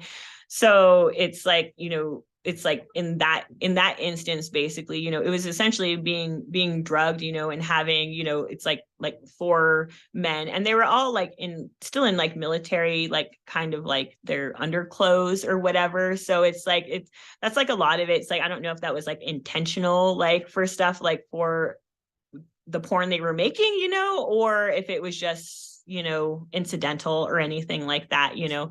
But it's like that instance, was essentially, a lot of it was just the logistical stuff of child pornography, like where they want someone to finish, or the fact that the first guy essentially, that they weren't supposed to finish inside of me, and the first guy did, and then just all hell broke loose, and then they like had to go and clean me up, and they just berating this guy who's like sobbing because he thinks he's like, like in trouble, and their discussion, about whether or not, they would still be like fitting the bill if they just did the same film with 3 guys instead of 4 guys, and everything like that, and deciding that, yeah, that's going to be okay, and just moving forward, with things like, it's so like, or, my first trafficking memory, even like with that, also being drugged, with that one. And sometimes it would be either something like in your Kool-Aid type of thing, or like with the first time I was drugged, it was actually being given an injection, because the apartment that all these trafficking events happened at was like right off of like a walkway and stuff. So you wouldn't want someone being like too loud, basically. So when I started to struggle, it was like essentially being given like an injection. But for that one, that was one of the later ones. It was literally just my dad being trained in how to produce his own child pornography, so it was essentially, being told different, like my dad bringing his camera, along with the other guy, being told how to set things up, how to like, not have, recognizable clothing or like bedding or anything like that, different angles to not have like the perpetrator's face in, and different things like that, and to just like, that's like a lot to me, is like the things that it's like, to be on like the inside, and it's like everyone just thinks about this subject and they're just like child trafficking, and they just like move on, and it's like, but it's like to really know that it's like how much time and effort and everything like that, that these people like really, really go into and spend their time on that. And most people don't even want to think about it for like 2 seconds, you know what I mean? But yeah, I would love to get into like how I met Smeagol, the quote unquote master that I had been, trained and kind of created for. But I'm going to grab some water first, if that's okay with you. Absolutely. Yes. I appreciate you so much. Like, you really do have a gift of breaking down hard things so they're palatable. And you do a really beautiful job, like kind of explaining it from a child's perspective too, which I think as an adult, we forget how to do that sometimes, even in our own memories, we might, recall them from where we're at now instead of where we were Yeah. then, and that's such an important piece of understanding all of this, is like, we are so undereducated on, trauma psychology and like how trauma actually affects us as adults, but we're vastly undereducated on how this affects children, and so being able to like see that innocence, you look at that, those drawings that you had last time, like you're playing with your friend right before like something so horrific is going to happen, like just that pure innocence of like trying to trust your environment inherently, and like trusting the people that you're around, and just being a kid, and just seeing that, like how they manipulate all of that, and understanding what was going through your head. You have a really beautiful gift of being able to kind of combine that, so people can hopefully have empathy and like really be able to put themselves in the shoes of that child. And I think when we can do that, that's when we really start to care. Yeah. Well, thank you. You're welcome. I really appreciate it. Well, thanks for being here with the platform, to do it. And I know you're getting a drink, but you can go ahead and talk about how you met Smeagol. Yeah. Kind of rolls off the tongue a little bit. Yeah. Oh yeah. So yeah, this piece of shit. He's like in his 80s now, so that's like, I mean, like all honesty, that's like part of like why I'm like, I had been planning on disclosing anyway, because of all the reasons I had said initially, survivor help and help for kids, they're still part of this stuff, and hopefully one day that the weight of our voices will achieve justice and everything. But that's also part of it too, is it pisses me off when I have abusers that have been able to fucking pass away without ever like, having anyone call them on their shit, you know what I mean? Because they, they're all of them just have this attitude that they're like hot shit and they're shit, you know what I mean? It's so They think they're I don't untouchable. know. What They was think that? they think they're untouchable. For the most Yeah, part, they are, exactly. because it's like you said, they create networks to protect them. They have lawyers in their Exactly. networks, doctors, secret locations, anybody that, any amount of money or any position of power, police officers, ER doctors, like they create the perfect network so they do get away with everything, So Yeah. it's disgusting. Yeah, definitely. I was pretty much going to get into talking now about uh the piece of shit who thought he could call me master for a lot of my life, basically. And I really need like to always preface, like my interaction with him, like with like people understanding, like our first meeting, like, because that's a lot of like what we had mentioned before is like understanding like all of these things, like the way these situations are set up, it's kind of really sad that like it feels like, like mainstream therapy is catching up to like understanding these like developmental ages and all these different things that it seems like on a certain level psychopaths have understood, for many years, is like and really understood, so trauma bonding is like a huge part of things, is like it's not, you always want this, they always want the Stockholm syndrome. You don't want someone to be quiet just because they're afraid, because then there's potential they won't be afraid, one day. It's always also that they're going to be trying to create can you hear me okay? Oh yeah, that they're trying to create in these people, parts of them that are modeled after the abusers themselves, are essentially convinced that they're either like the abusers or the abusers themselves, or in some way, it's a protective mechanism on the inside. It's basically Stockholm syndrome, where you're like, it's they purposely put you in situations where it's like, I would rather be allied with the abusers against unknown than it'd be me versus the abusers, so there's a lot of this programming conditioning that's there, just to kind of create these almost like mental traps for the survivors to like we're, even if the abusers aren't around, we're going to be internally reinforcing the same thoughts, the same lies, the same everything, like even without the abusers being around, sometimes for years at a time.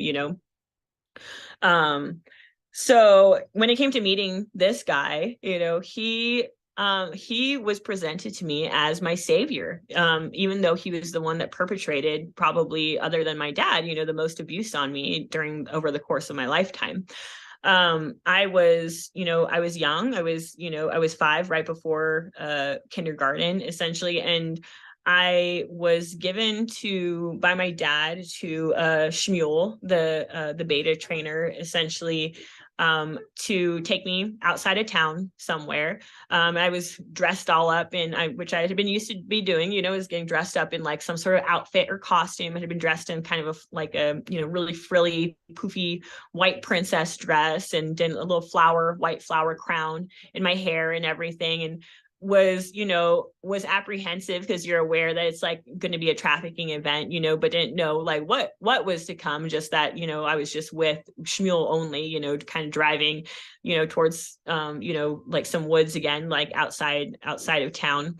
And essentially, like once we got there, there was a big show of him, like, driving off the main road and down a dirt road and then into like middle of nowhere, where there were essentially 6 men in black robes that were waiting, and they were waiting to they made a big show of like essentially selling me to them, and making it seem like I was being sold to them and was not coming back, so like the level of like, creating all these circumstances to create this level of like of terror, essentially, and then once you're handed over to these 6 men, it was being told, like led into the woods by them and being told that it was, and I had already been to a sacrifice ritual, so being told by them, that now I was going to be sacrificed, that essentially they were going to summon demons that were going to essentially rape me and then eat me, alive, basically. So essentially it's being dragged out, into the middle of the woods, and then, being left, told not to move, and they all step back in a circle to do their chanting and everything like that. And out of the woods, from behind them come 6 demons, basically. So, and these are looking back on it with adult eyes, obviously just people in in suits, essentially, like kind of ghillie suits with all the stuff hanging off of them, in big scary like demon mask type situations and everything. So but as a child you're like, oh my god, they just summon demons, like here as part of this ritual to rape and kill me, and that's like what they did, start pawing at you and everything, and like ripping your dress, and like it's like when the terror is like essentially at like the worst, all of a sudden out of the woods on a white horse comes Smeagol, my future master, and he's dressed as, like I said, my savior. He's riding a white horse. He's got the horse has like more like silver type bridle and like little armor bit to make it seem like more like a little more unicorn-esque, and he's also dressed in the frilly white like romance novel shirt and everything, and the breeches and a sword that he draws to scare away the demons, and he makes a big show of essentially scaring away the demons and saving me, and explains that I'm the princess he's been looking for. A lot of like my programming and the imagery, and it's probably because of my particular abuser, seems like a lot of it was built off of like kind of like more medieval kind of stuff. A lot of abusers have the more like satanic Luciferian type stuff, but he was a little bit more like into more like the medieval druidic, like play acting, like knights and castles and all that, more going to say more like Ku Klux Klan, style of things, basically. So, he basically, he tells me that he's my savior. I'm the princess he's been looking for to be his queen, and then proceeds to rape me, but in my mind, as a kid, you're like, well, yeah, this sucks, but it's like way less sucky than getting like gang raped and eaten alive, so it's like it was really kind of like solidifying in my mind, and then he discusses with the men in black robes that I'm his property and that I'm not allowed to be sacrificed and stuff. So there's a level of gratitude there on multiple levels, that it's like I'm chosen by him, I'm saved by him, and really this level of like the Stockholm syndrome, where it creates like a level of like almost like loyalty, where you feel like you're part of the same cause or something with them. So that's a lot of what I had experienced initially with him, but that was by far like the nicest that he had ever been with me. My abuser, Smeagol, was he thought he was like the baddest motherfucker on earth. Like that's how most people like even like describe him. Like essentially his nickname was the Snake, so he like and he was just like Vietnam, like did a lot of bayonet training, marksman stuff like that. So the way I like to describe like a lot of like what I went through after meeting him, and once he kind of took up the training, essentially for me, was what some people consider in mind control terminology delta training, which is training to be violent, to be essentially an abuser, a perpetrator, a killer, different things depending on your role.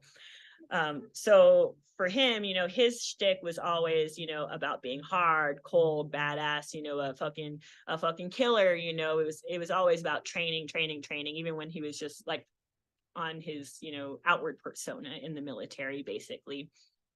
And but he was all about, like I said, like marksmanship, bayonet type stuff. So what I like to describe to people is a lot of like my violence training that I went through was really just to satisfy his sick pleasures, really, because it's like there's just some people personality wise where like they're gonna want the vapid blonde hair ditzy sex kitten, or they're gonna want the poodle, like I mentioned before, the poodle on the leash. They're gonna want that status symbol, but it's like, it's just luxury or just whatever. And then you're going to have other people like dictators who they want a tiger on the leash. They want something, they want those, they don't want just bodyguards, they want like their fucking sex kitten bodyguards, who are both because that's on a certain level for those particular breed of psychopaths, that's something, that to them adds to their delusion of grandeur, really. I think, that they're not just dominating something that's helpless, they're dominating something, that's dangerous, and I think that that's like a lot of like my personal stuff that I went through then from then on out was about, was that, it was a huge desire to create in me, essentially an abuser, a perpetrator, like someone that was going to be doing a lot of violence essentially in service of the cult and stuff. And a lot of that training for me was in the form of being put in a kennel. And that's one thing that I hadn't mentioned before, is that, so like I'd mentioned, like the groundwork for like the parts that that Smeagol took up was created by Shmuel, when I got to Texas with all the initial sex training.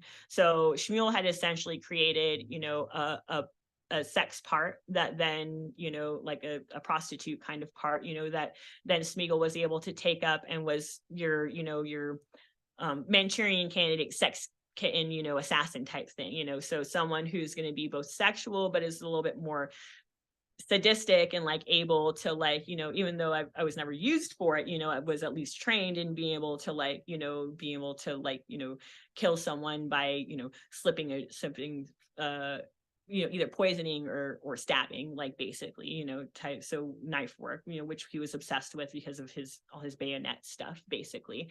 So really, a lot of the violence kind of stuff was like, was him creating these different altars that were geared towards him, so there was the sexual one.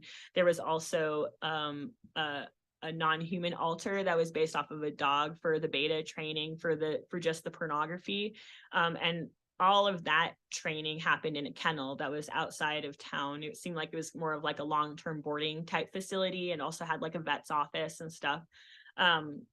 But there were many times very initially early on when it was just the sex kitten training, where I feel funny saying sex kitten training, because for me it was never cats, it was always based off of dogs, but essentially, it was the sex training with, being left for long periods of time in kennels, essentially, the stainless steel like dog kennels that have like the like just like the great fronts you typically see at vets offices or anything like that. Like they would have one that would be wheeled into like this like indoor space that had like fake grass and stuff that typically most of the training and the bestiality scenes would occur in, and they would like wheel in essentially this kennel. And that was essentially seen, a lot of the training for the dog altar was to associate your kennel, as home, as a safe place, so there would be a lot of abuse, but then, you just associate getting put in the kennel as a place that, that made you feel safe because you weren't going to be abused, so there's a lot of things that they do, and also, like I said, drugging, so sometimes I think in these instances there was like LSD or even like alcohol, that were involved, where initially with a lot of these kennel instances, like it was literally just like me and like dogs, with other dogs and stuff, and then it amps up to it being bestiality, and now like it being filmed, and there being that involved, being essentially like myself and Susie that were being essentially like raped by dogs on film, but a lot of the training also was like terror related. So being left in a kennel, for long periods of time, not knowing when, someone's going to come back, having things like like kittens be like mauled in front of you by like Rottweilers or stuff like that, just a lot of like really, really horrific things, and the groundwork for essentially for this dog altar was then later on kind of picked up by Schmiegel for the violence training with essentially a wolf altar. So towards the end of the training with Schmuel, there was instances where they put you through, and this is how they create like an abuser really, is they put you in an instance where they're forcing you into, in my case it was killing a kitten, it was drowning a kitten, and a little kid would never be interested in doing that, but after they've shown you this much trauma, you're being pushed around. Like a lot of my stuff was like them torturing you with just like, and as a kid, it's still horrifying, just being sprayed with really, really cold water or really hot water, stuff like that, and essentially like, and you'll refuse, because there was no interest for me to do it, over and over again, and they'll try something else and they'll try something else, to get you to like essentially agree to their request, and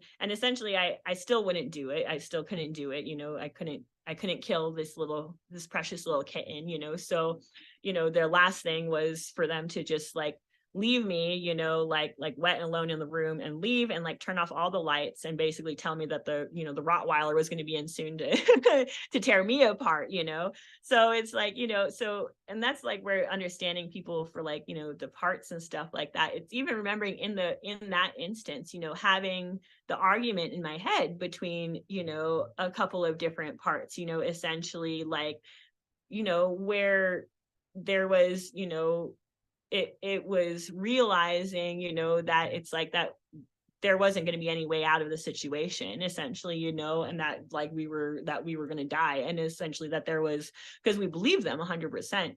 So a part essentially just choosing to be like I'll do it, essentially, and and crawling to the door and calling to them and being like, we'll do it, and that's what, that's how it happens, when it comes to the abuser training, is, they're gonna push every button they can until you agree to do what they want, essentially, and that's really what I experienced, and that's what happened, is they came back in, and I ended up drowning a kitten, and it still was like, and even today, is like one of like my harder memories. I mean, they're all really hard when you understand like what I'm dealing with, but essentially, that's the kind of stuff that was just even preliminary training for what then Schmiegel took up as a wolf altar.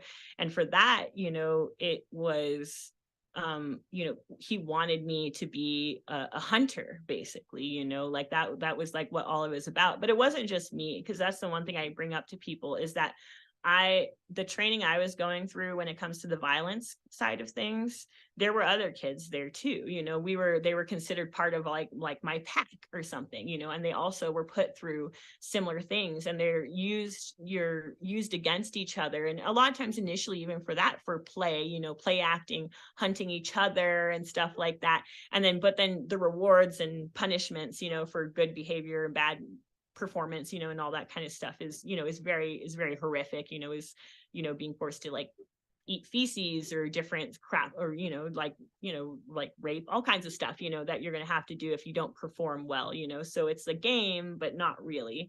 And then things essentially stepping up from there to being about hunting, like and this is all taking place at this kennel and like the surrounding land, essentially.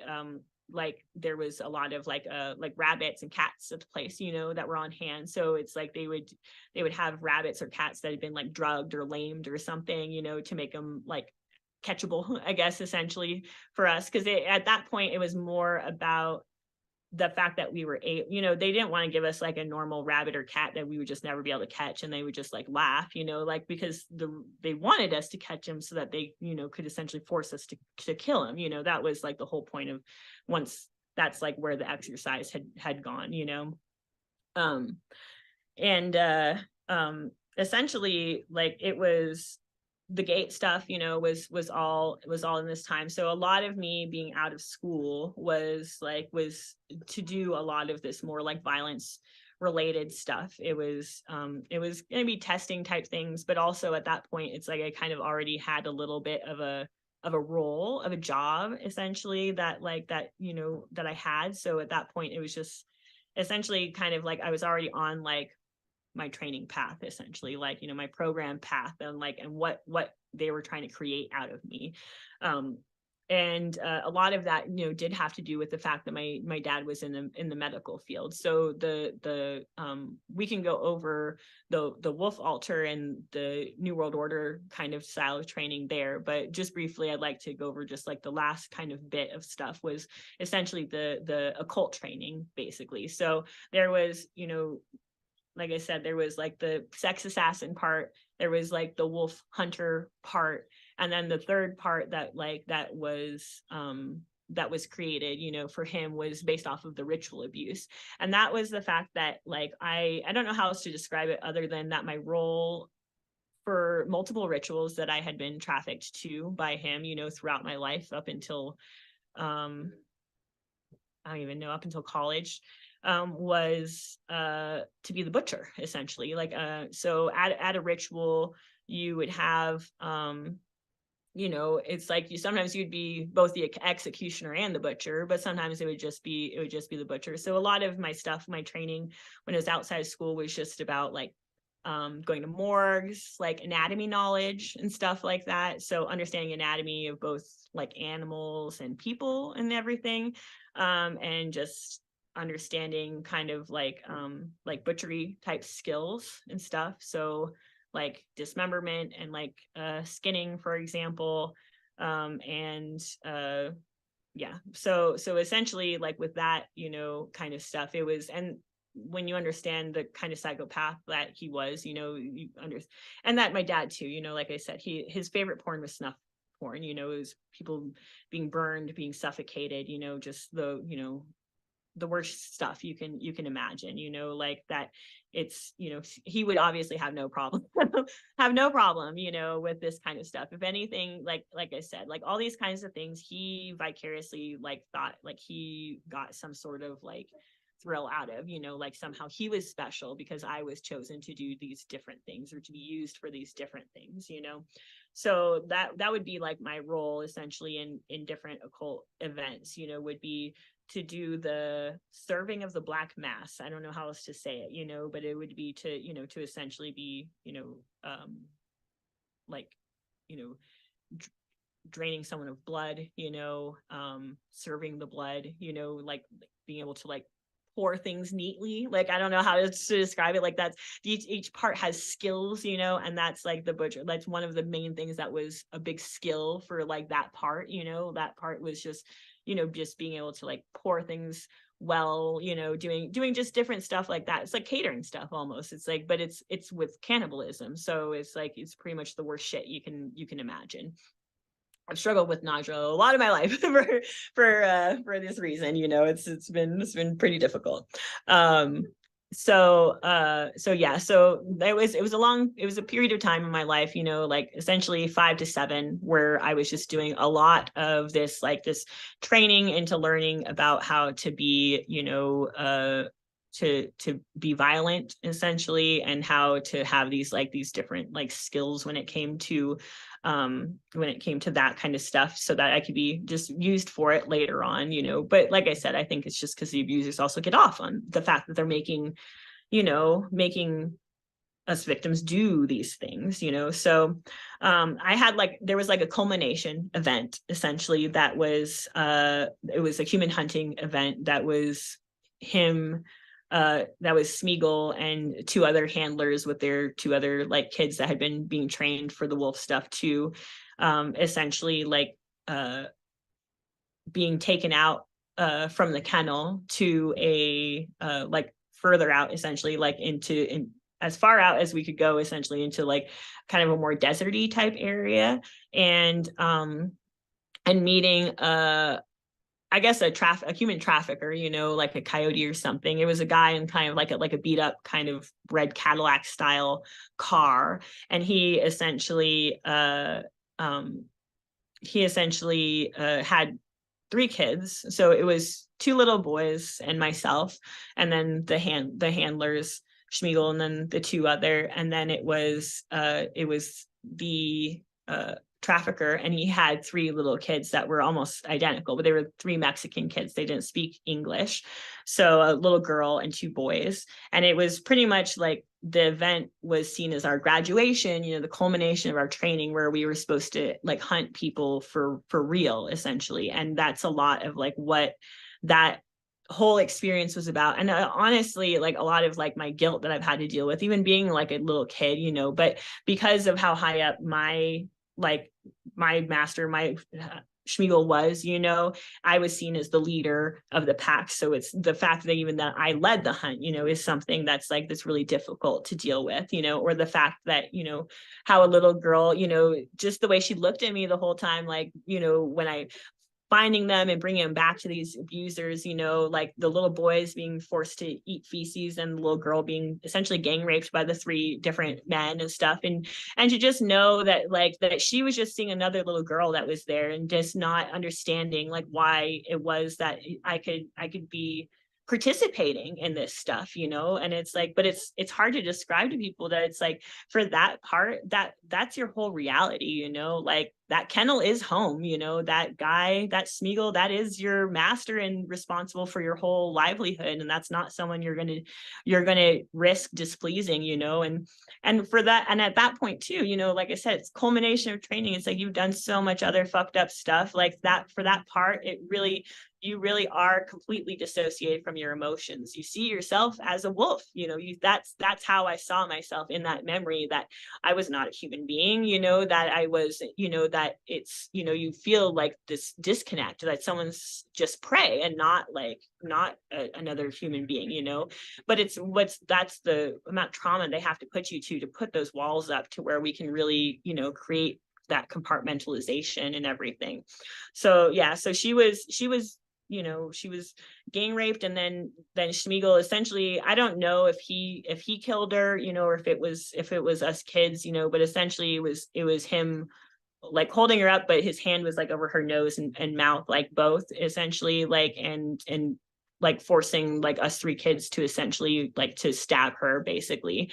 And then once she had passed away, you know, it was, you know, he like took her right nipple and cut it off and ate it, and then told us that we also had to do the same thing. And pretty much the whole instance was like, you know, was pretty much saying that it's like we were either wolves and allied with them and like and this, or we were little boys and girls, and this is kind of and we were shown kind of what happened to little boys and girls, you know. And so it was just kind of more stuff to solidify like the thought in my head.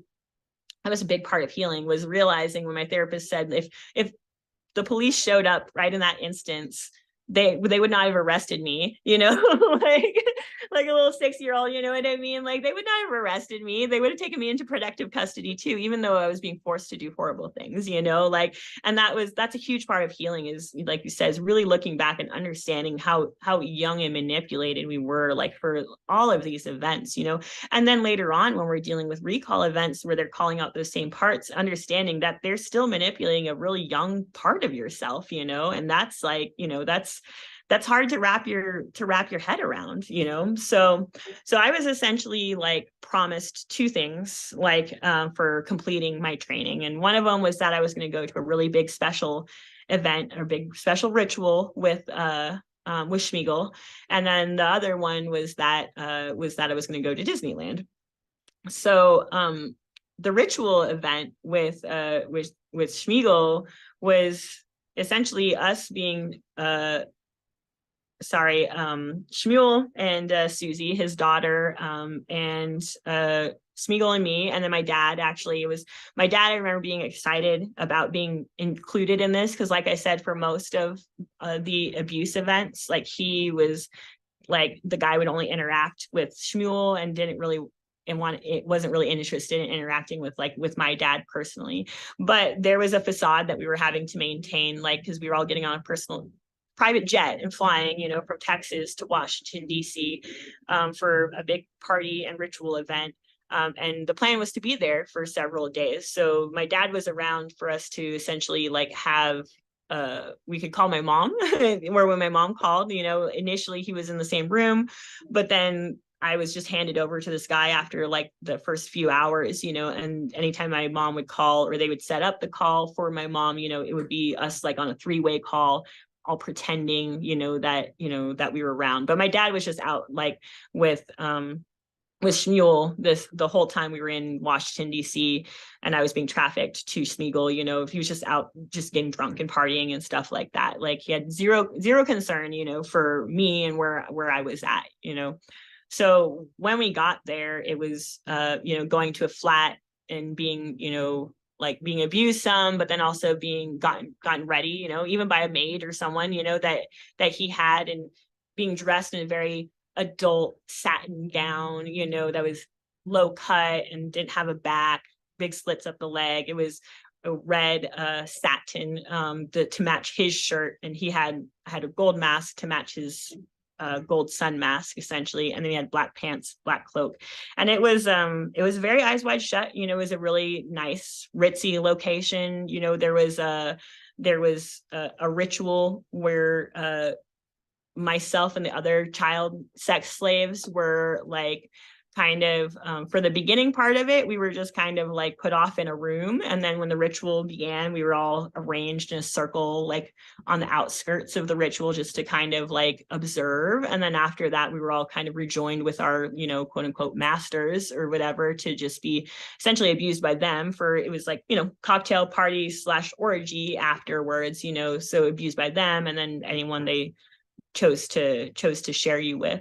But essentially, like, I had 2 or 3 days of just being with this guy in his apartment, and just being used by him. One thing I like to let people know is that as big of a man as hard as he liked to say he was, when it came to sex, like he was interested in me always being drugged to the point of like being like a sex doll, being like completely non-responsive, as in zero resistance, and if I wasn't, then I had to pretend, that was the case, so real big man, right? But essentially after a couple of days of being kind of like used and drugged by him, I'm not sure which, I had like kind of a near-death experience basically where it seemed like I left my body, and I don't know if it was like an OD from the drugs or if it was just shock, from all the stuff that I had been going through, because a lot of, it's when you're dealing with like, rape and anal rape and all that kind of stuff, when you're dealing with like kids and stuff, it's, damage can be done, so it was essentially me like leaving, like it's a very vivid memory of me leaving my body, and being brought to like a hospital and essentially having a conversation with my higher power to, decide if I want, if I wanted to go back, and higher power understanding that if I didn't want to, that it would be okay, but essentially that's where people have to have compassion if they're early in healing for parts that are seen as evil or allied with the abusers, is because in my experience, that's the part that stepped forward to say, I'll take this burden, like I'll do the bad things, I'll fucking hold the bad things I need to just for us to survive, and really in healing, like I think that's where a lot of healing comes from, is when we can understand those parts of ourselves that did feel so like allied with the evil people in our lives, that we can really see, that like that it really was just part of ourselves just trying to help us survive, something that no one should ever go through. Yeah, so that was really tough. It was, having a memory of my dad being drunk, and showing up at the hospital and everything, because obviously I lived, and survived and stuff. And but that was all during, my mom was away for training often, but that was actually during my mom's when she was pregnant with my brother. So she was kept for like 3 months in a military hospital during that time. So who knows how much of that was like legitimate, you know, or how much of it was motivated by, you know, just wanting extra time, you know, with me, essentially. But yeah, they ended up retiring from the Army right around that time, though, and we moved to Arizona.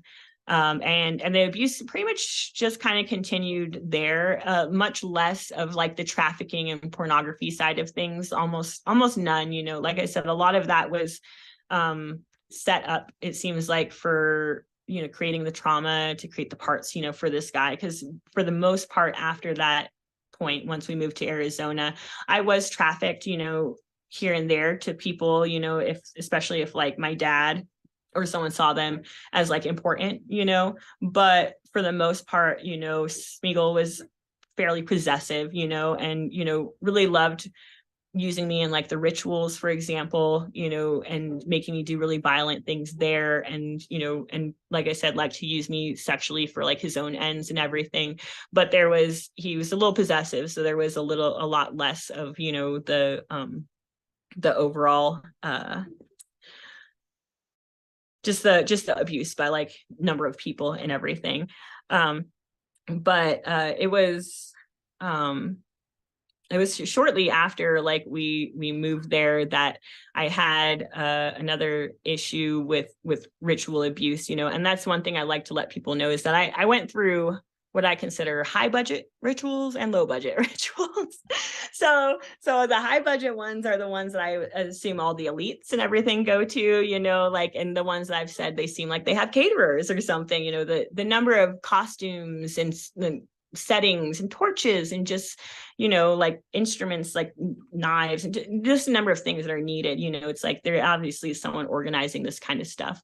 But when we did that Disneyland trip I had mentioned shortly after my graduation ritual in Washington, D.C., my dad, we had stopped at the town my dad grew up in, essentially, and he had taken the time to take me to be abused by his younger brother, my uncle.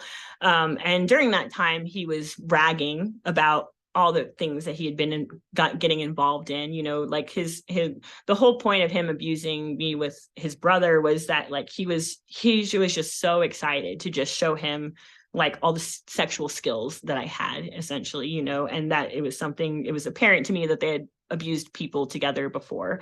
But bragged to him about all that stuff and ritual stuff. So once I moved to Arizona, my aunt and uncle also started using me for what I consider low budget rituals. So like he had like a band, you know, that was a little well known like in like the 90s, and ended up doing, you know, with her help and with my aunt's help, his partner, you know, ended up doing a sacrifice ritual as well. Like shortly after I had moved there, you know, they took an opportunity for me to stay the night at their house after a barbecue, and then went with him and his bandmates and her, and she had essentially like gone and got what she said was a baby from Mexico, you know, like most of the places I've lived are like on Mexican borders. So I think that's why a lot of like the like more throwaway sacrifice kids that I've seen have been Mexican, you know.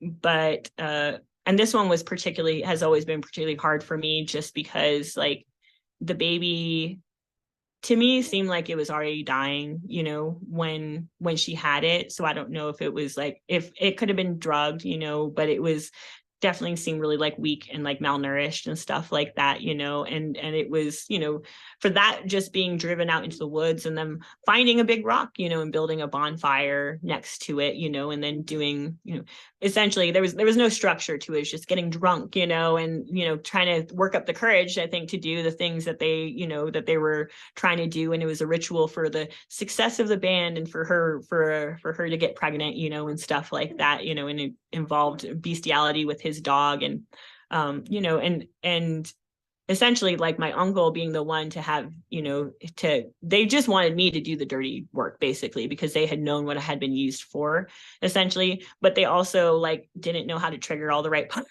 you know. So it's like they essentially were putting me in a situation where they were trying to get me to do something, and there was a lot of resistance like from me to do it.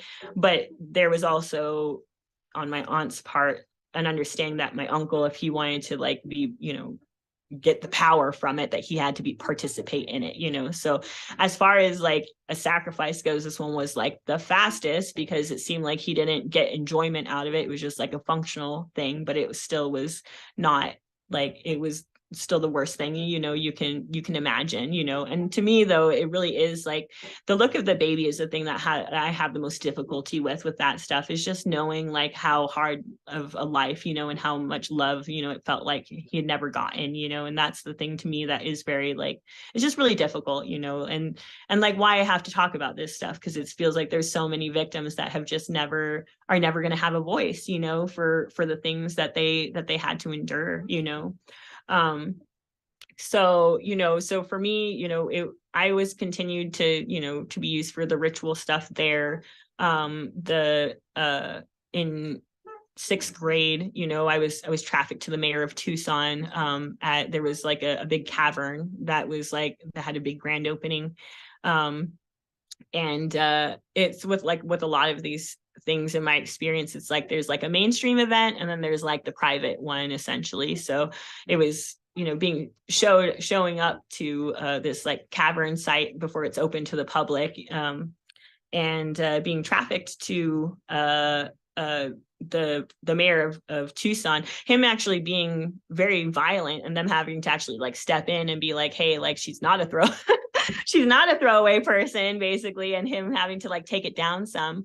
But I think that's where a lot of like the occult kind of stuff comes in, because he was being very verbally abusive about me being dirty, being a whore. I mean, when you're talking about sixth grader, like what the fuck, but all this different stuff. And later on in the ritual, that was the role that I was going to play, was like the role of like the horror. Basically, there was like the virgin, which was a younger girl than me, that was brought there by her dad and then essentially raped. And then there was, myself, who played the role of the whore. And then there was a high priestess for this situation. So for this one, actually, I do have the photos.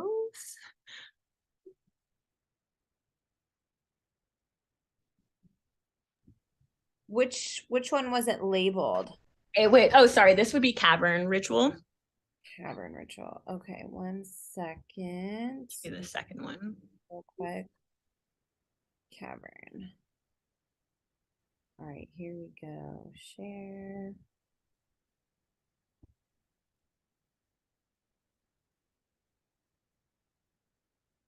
Awesome. And I'll just let people know too, like the reason I started doing the watercolor journaling is really because like it felt like I could get the scene in my head out the fastest, and then we could spend more time internally for those parts processing the emotions, and spending less time with that part trying to really like describe all the details of the scene. And you'll see that most of the time they are sometimes you will see them from like a first person perspective, but most of the time they're going to be from like a distance perspective, because it is really like, it's either like an out of body experience, or it's the kind of thing where literally that's just the part just giving me, I don't know how to describe it. It's very automatic, just giving me like essentially like the scene. So this was essentially like a trailer out back behind the main visitor center, where they had been doing construction and different stuff, so it was almost like, like a spot that had like a kitchen and like a little, like a bathroom and like a little like living room type area for people like to use like break room status and everything. So it was being introduced, my dad being introduced by his boss, who was a hand surgeon that was well known in the area, to the mayor, like them talking. I'm sitting on the couch between the two of them, and the mayor is in the blue on the couch there. But that essentially, them talking to him, being a very normal interaction, until they leave, and then it was him essentially berating me, attacking me, them having to come in and tell him to chill out, and then him essentially like telling me to go get him a drink, and then when I turned around, he ended up attacking me and raping me again. But a lot of it, like I said, was about kind of reinforcing this idea that I was like a whore, you know, or the whore, you know, because the archetypally that was my role for the upcoming ritual. So the next one is like the scene from like inside the cavern. So there was a high priestess who was nude and had like a big feather headdress. She's not in this one. If you want to go to the next one with the, yeah, there you go.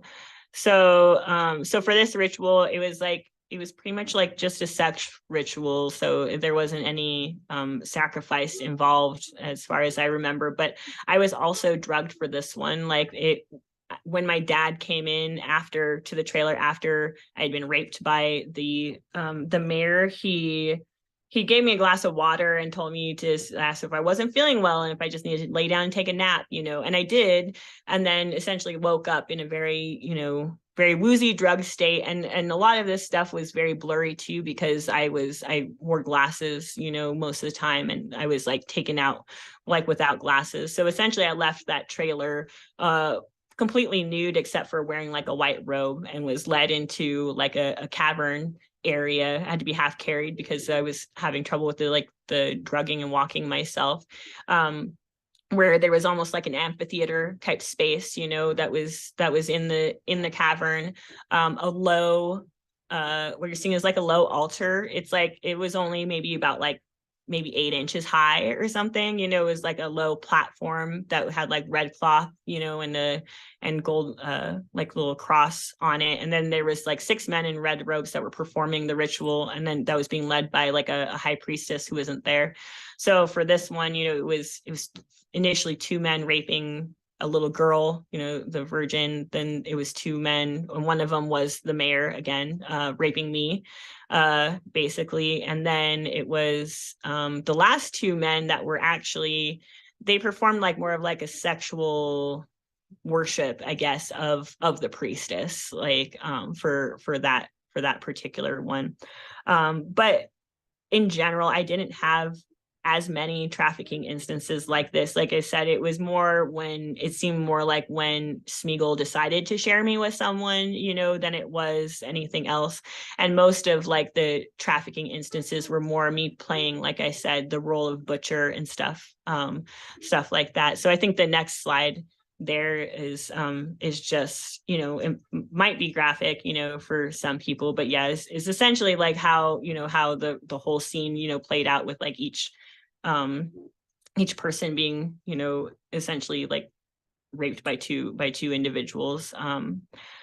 So that's kind of like the whatchamacallit. And I think we're good on the photos now, but that's kind of like the repetitive nature that like that this kind of stuff would have. Like it wasn't super often because my mom was a stay-at-home mom at that point, but it was something that, you know, that happened fairly regularly up until college, you know. And that's the thing that's difficult to explain to people, is that, you know, up until college, there were still times, you know, where I was literally being triggered, you know, out in public by my abusers and stuff, and then being, you know, essentially like picked up. And that was either a night, because like I said, I was out, you know, in college, I was out doing a lot of partying and stuff like that. A lot of times it was just someone finding me at the bar or the party, and you just leave with them, you know, and friends are just like, well, okay, just,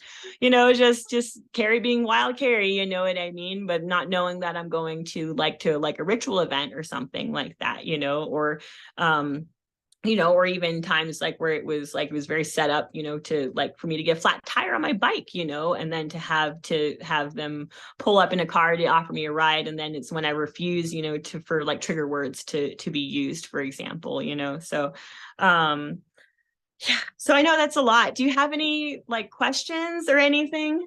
Thank you so much. And then Your the art is recall so, stuff, I think, is sorry.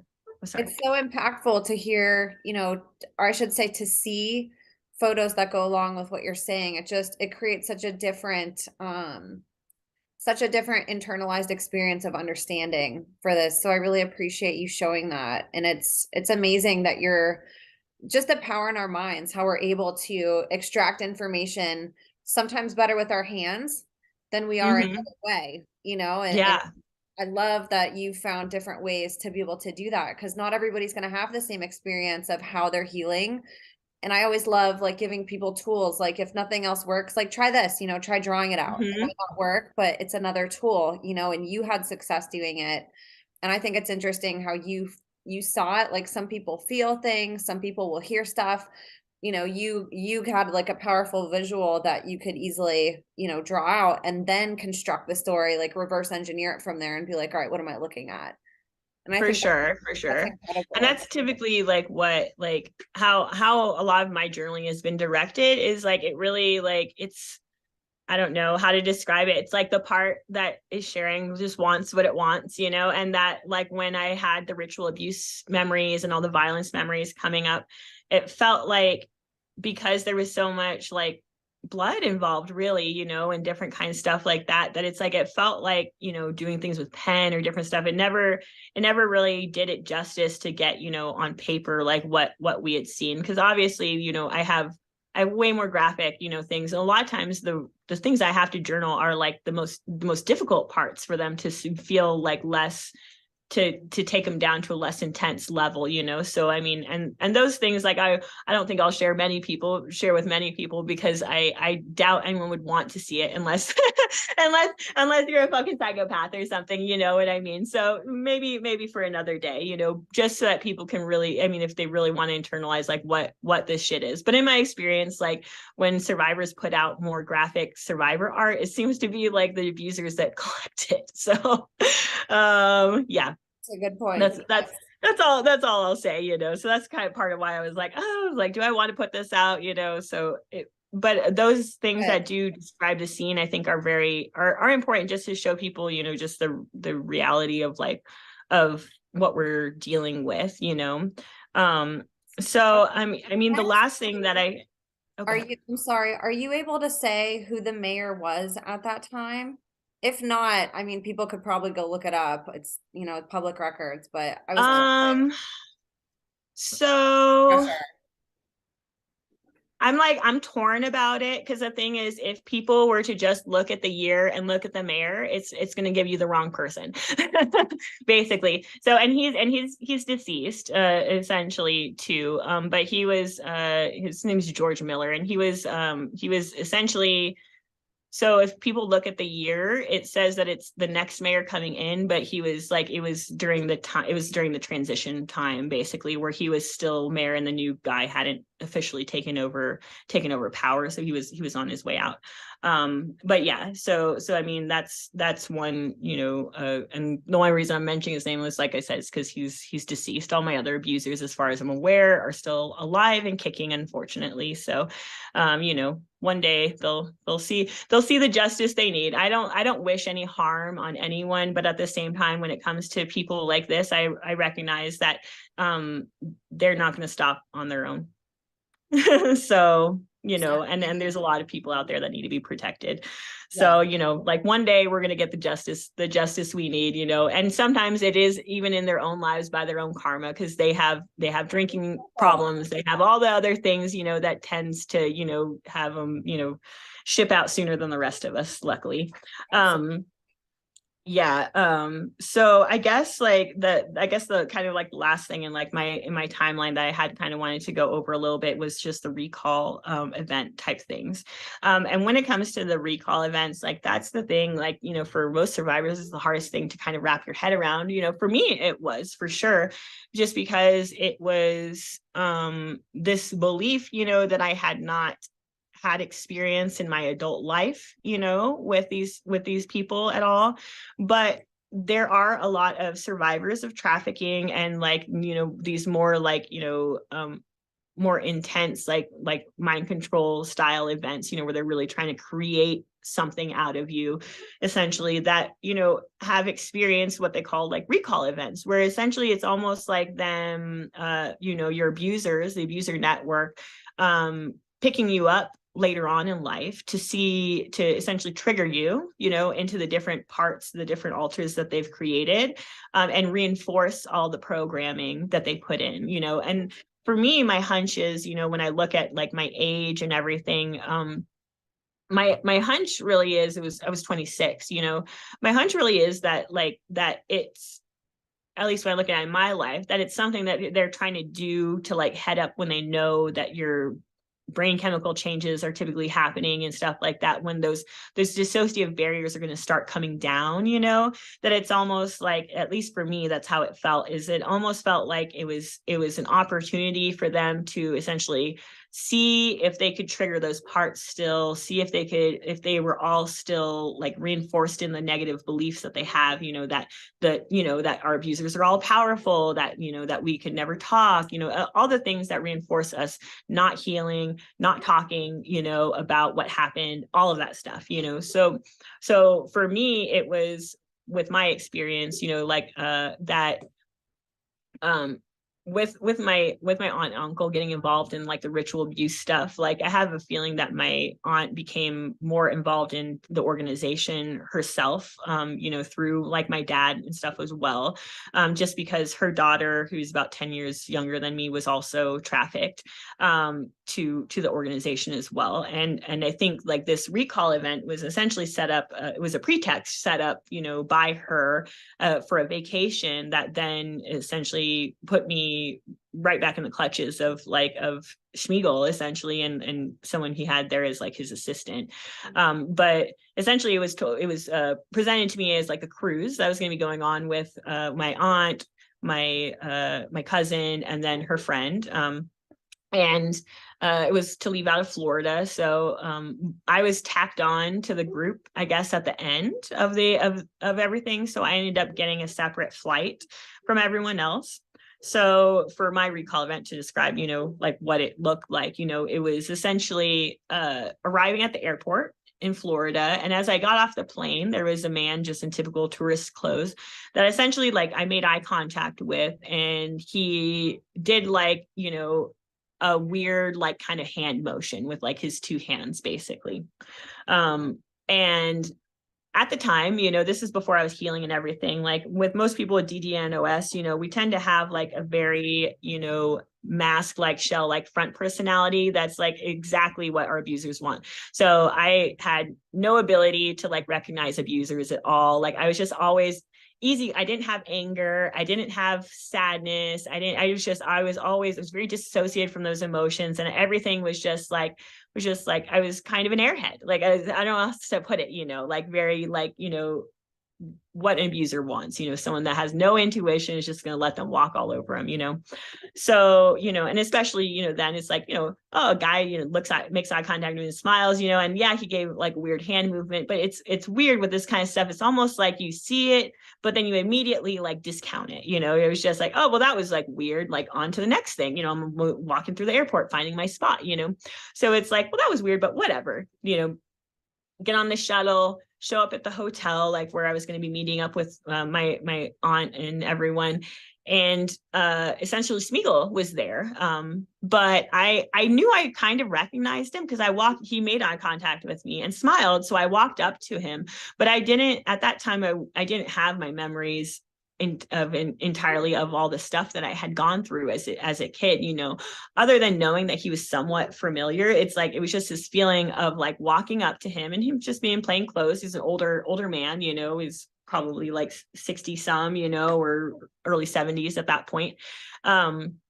Walking up to him, and because it's like instinctual. I don't know how to describe it. It's like, it's like that when part of you recognizes it. So it's like, as soon as I make eye contact and he smiled, it's like I walked up to him and he went to shake my hand and then kind of pulled me in for an embrace and said like, kind of like a little weird phrase essentially in my ear. And I was like, and it's kind of the same thing where it's like you like let go of him. And then it's like almost immediately I'd forgotten that that interaction had happened. I was just like almost like, oh, that was weird. And then I just like moved on to like walking to the front desk to find out where my aunt was. But the hand signal and the verbal signal kind of combined essentially created like a dissociative switch in me after I had gone to sleep for the night. So I went to bed like normal, but with that trigger, like I would have a part, you know, the sex assassin part that Schmiegel had created. She was kind of like a madame for the other sexual parts in the system, so would call out the sexual parts that were needed depending on the situation and everything, but had a more of, you know, an abuser kind of role because of that, you know, very Ghislaine Maxwell, you know. So essentially, you know, her job, you know, was to, once we went to bed after midnight, to then leave the room, exit the room. So we exit the room, and outside the room is the younger of the two men. I just call him, you know, Smiegel's assistant. And he's waiting there for me to escort me like onto the elevator and into a different room where Smeagol was waiting. And it was seeing him, and he liked, when for that sex part, it was to call him daddy. Basically, that was his, like many abusers, their preferred choice of term, I guess, you know. And so, you know, it was immediate recognition, like, oh, hi daddy, you know, and being essentially given a pill, because like I said, that's what he liked, you know, is he liked me being not all there, and everything, and some lingerie essentially to go get changed, you know, while he set up the cameras with his other guy. And essentially for that night, it was calling out, you know, different sex parts, where the whole point was because I was in a loving relationship with like my partner, who's I've been together with like 11 years, and he's like, you know, he's one of the main reasons I've like healed is because he's just so loving and supportive and amazing. He's just the best father that like anyone could ever imagine. But you know, I was had a really strong relationship with him, was in love with him, you know, and everything. So a lot of that initial night was about blackmail, was sexually humiliating me, like making me do like a lot of things, you know, or doing a lot of things like to me, like that were, and a lot of it too was because they were pulling out, you know, like the child sex alters and stuff like that, is like a lot of like performance on my part that would be very humiliating, you know, if it were to come out, especially my partner would just see it like with other people and everything like that, you know. So that really was kind of like the thing that kind of set the tone, you know. It was almost like, it was like the blackmail that was for my current self was like the thing to start everything. And then there were 3 nights after that were on the cruise itself that I had the same thing happen, you know, where I would be triggered, and then I would leave my room after the night, after I had gone to bed, and then go up to their room, and then more programming would take place. So like the first night, you know, was mostly about being gagged, and mostly being about like physical torture, you know, so like, you know, shocking, the pinprick stuff all over again, some like VR kind of stuff, you know, where they're showing you really horrific things like on, you know, headset type stuff, or you know, at least being told, and I still am skeptical about this, you know, but at least being told that I had like a chip, you know, that had been implanted, so they would always know, you know, what was going on with me, or that they would be able to control me or stuff. And like I said, like this stuff is hard for me to like give real seriousness to, because so much of this program you're dealing with, it sounds so big and scary, but it really is just like, it's really just like, you can tell kids anything to confuse them and, you know, to convince them of shit. So for me, it's like, even having a memory of a chip being inserted and stuff, it's like, it could literally be nothing. And it's just them telling you that something's there that's going to keep that level of fear and, oh, like I can't escape, you know, type of thing. So, you know, so there was a lot of that. You know, the second night was to call out all the cult allied parts that, you know, that Smeagol had done. So, and making us, you know, doing a real fancy late night dinner, you know, and just essentially that night didn't have as much trauma to it. It was more like reinforcing the reason why we wanted to be part of the cult, you know, and my cousin being there at like that fancy dinner too. So she was also being trafficked to some guys there, you know. The whole dinner, you know, was people that were in the know, you know. So there was obviously other people on the cruise that were all like part of the same thing, you know, basically. And a lot of the thing on the cruise too was about me essentially signing documents, you know, at that night being, you know, wined and dined and then presented with documents where I was essentially like, you know, legally signing over and agreeing to everything that they said, including like ownership over my children or something, you know, like any future kids that I have, you know, we're gonna belong to them, and all kinds of stuff, you know, like that. So and that, for that part of you that's 100% allied, it's like that part of you has no feeling towards kids or anything. Like that part of you is the person, that evil queen that they wanted to create, you know, at that point. So for that person, it's like, I don't have attachment to kids. Why would I have any problem signing this document, you know? But to look back on that as a mother, you know, and to see like how much they can manipulate someone to be at that point, you know, it's just sickening, you know, and heartbreaking, you know. And the last night of the cruise, you know, was there to essentially call out, you know, my more sexual sadistic alter, you know, to abuse my cousin who was underage at the time, you know. So that's part of like why I was bringing stuff up, is that with all this blackmail stuff, you know, that's what it is. It's blackmail, you know. And if any of these things were to come out, you know, like especially because I was over 18 when these dissociative parts were being exploited, you know, it's like if there was no context for this kind of stuff, you know, it's like, you know, I would hate me too, you know, like so it's like it's understanding completely, you know, that like, you know, I don't know, a lot of it is trying to take away the powers of the manipulation and everything, you know. So that was one part, you know, of the recall event. And then the second part of the recall event, which I consider it the second part, even though it was like, you know, over a year later, was essentially a trafficking event where I had gone to Paris with my mom, and same situation. I had started to be triggered while we had arrived in the airport and started feeling really violently ill kind of because of it. And like I have a feeling at that point my triggers weren't working quite as well, because there was multiple times where I was getting the hand signal, like on the trip that I was seeing, like at the Musée d'Orsay and stuff. But eventually, you know, I had seen the hand signal several times, and then once we were at like a fancy dinner for my mom's birthday, I was down in, you know, all the basements, or all the bathrooms in Paris are in basements basically. So even this schwanky ass spot that we were at had a basement bathroom. So I went down to town to this schwanky basement, you know, to use their bathroom. And Schmiegel was there, you know, to essentially, you know, see me as I came out of the bathroom and give me the verbal signal. So what we see here on the screen is essentially the bottom left hand corner is just me, you know, leaving the hotel, like at, you know, in the middle of the night, you know. And literally at that point, it's like for anyone, even the front desk people, it's like it literally would have been me, you know, of my own accord, walking out of the room, walking past, you know, they probably would be assuming that I'm having a cigarette or something like that, you know, just walking out the lobby, waving, you know, like waving to the people in the lobby, you know, like, oh, like, have a great night. Okay, cool. Thanks. You know what I mean? Like, you know, and just going out and there being essentially like a guy waiting to open the door for a black limo for me. And I got into the back, and Schmiegel was there waiting. And he, you know, he essentially was kind of finished doing some things to kind of like ensure the right part was out, including sexually abuse me. And then I was brought to this Frenchman's apartment, basically, who I had been trafficked to, and he was hosting a cocktail party that was a pre-ritual cocktail party. So a lot of that event, you know, was just me. You know, that's the bottom right hand corner is just me hanging out with the Frenchman, the man I had been trafficked to. Remembering conversation of like how fucked up it was that it's like, you know, there's a certain level of like them sharing their slaves with each other too that just feels like, you know, like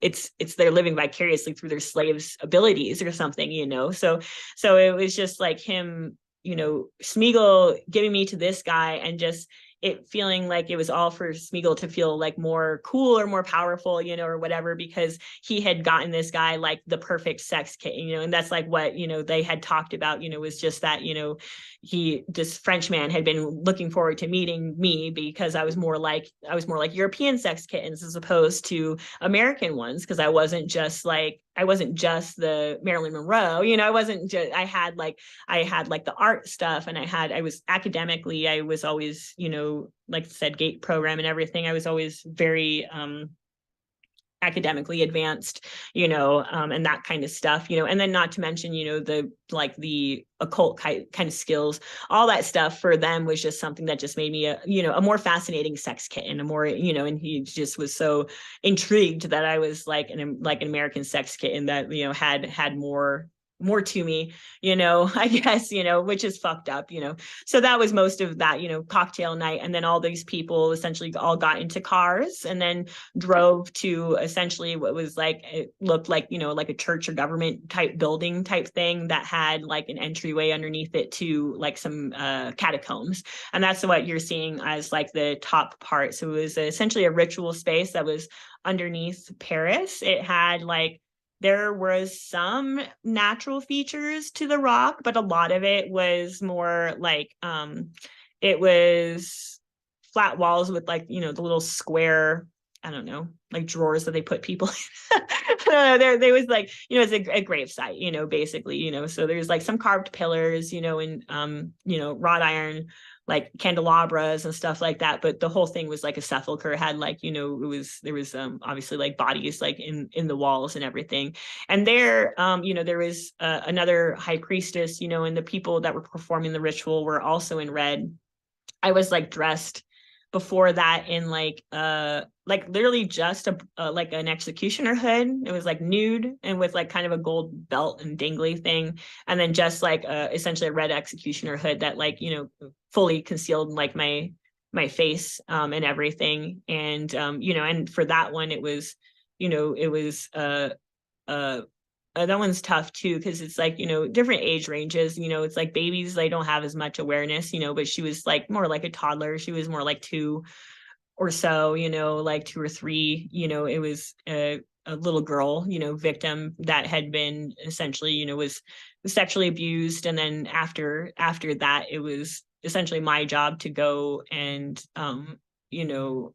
to help with the people that were then like draining their blood and like catching it in like in a basin to then be distributed for like a black mass type thing. And then my main role was like a butchery part, which was essentially that like it was had the whole thing had like a black mass kind of feel to it. So the communion would have was the blood that was like served out of like these like silver chalices.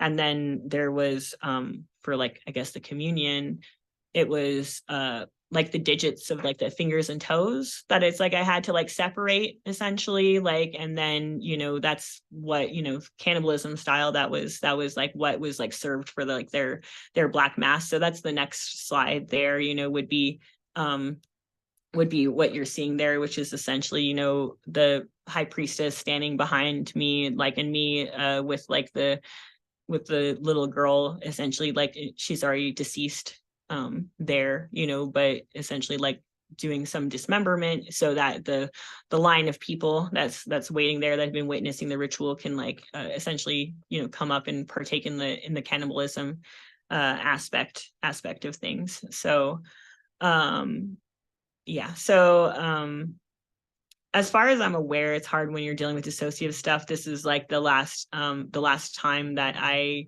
had any interaction with these people. I had a big lag in college prior to this recall event because I essentially my programming was breaking down, and I was just kind of like in self-destruct mode and had kind of decided, was just being really promiscuous, like other than what the cult, and Schmiegel had wanted, so after several instances during college of trying to like pick me up and like really like reinforce the humiliation and different stuff to try and get me to like not be so going so crazy, essentially. Like it's like he just kind of like I don't know, he lost interest with me, basically. It's like they're only interested in people they can really control. And I like at a certain point I got to the point where I was in self-destruct mode. So that's part of why. And there was a lot of things that he did to make me cut myself, doing a lot of things to try and like reinforce like putting that stuff back in a box, because essentially, he just wanted to have control over who he didn't want me, sleeping with who I wanted to sleep with. He only wanted me to sleep with who he wanted, essentially. So until the recall event, and then after that, it was probably maybe a year after the Paris event that I really started like, I had been breaking down for years, during like the heavy ritual time, like October through December, consistently. It would just be every year I would go through the deepest like depression and just like really be ready to give up on everything. And that's kind of where I was at after like the Paris stuff. It's like you have all the flashbacks coming up, all the emotions and different stuff, and not having like the context for it. I was really in a place of ready to like to give up. But that's also why I'm like grateful, is when we hit our bottoms, is when we like is when we have the opportunity to go the other direction. And as much as I was ready to like give up when it came to just dealing with like the mental health struggle and the PTSD symptoms like my whole life, and it was my empathy and the fact that it's like I had loved ones in my life and I couldn't do that to them, that made me start to like really work on myself and heal. And from that came some of the roughest years of my life, because when you choose to look at things you've put in a box for so long, it does sometimes feel like it gets rougher before it gets better. But that's the thing I always come back to people, is that it's worth it. That the number of phobias, triggers, just everything that I used to have prior to dealing with these with all this stuff from my past was infinite. And the number now, it's like it feels like a handful. So it's like the way that it can really give you ownership of your life again, to not feeling like a slave, feeling completely empowered. And and now getting to the point where I can see Smeagol and the way he looks nowadays in his 80s with his giant alcoholic nose, and just know that if I were to like see him on the street, that at this point he would be the one afraid, not me. He would be the one like, oh shit. And that to me is like, it's a feeling that I can't like, I really can't like, it's worth more than the world. Feel like I can protect myself, protect my son, and that, to really feel like these motherfuckers don't have any power over me, that's, it really is the best feeling in the world. I think the only thing I didn't go over, in regards to stuff, if you do want to get into it, or, we can always talk about it at another time, was just the New World Order aspect of things, like I said, that I kind of feel bad, because I kind of laugh a little bit when I talk about the New World Order stuff, because it's kind of hard for me to understand, like, especially knowing how fucked up their timeline is, like how much of this stuff was ever going to happen, and how much of it is literally just like delusions of grandeur with like psychopaths. Because it's like, you're going to tell your slaves a lot of things, and they're going to believe them because we're kids, you know what I mean? But it's like,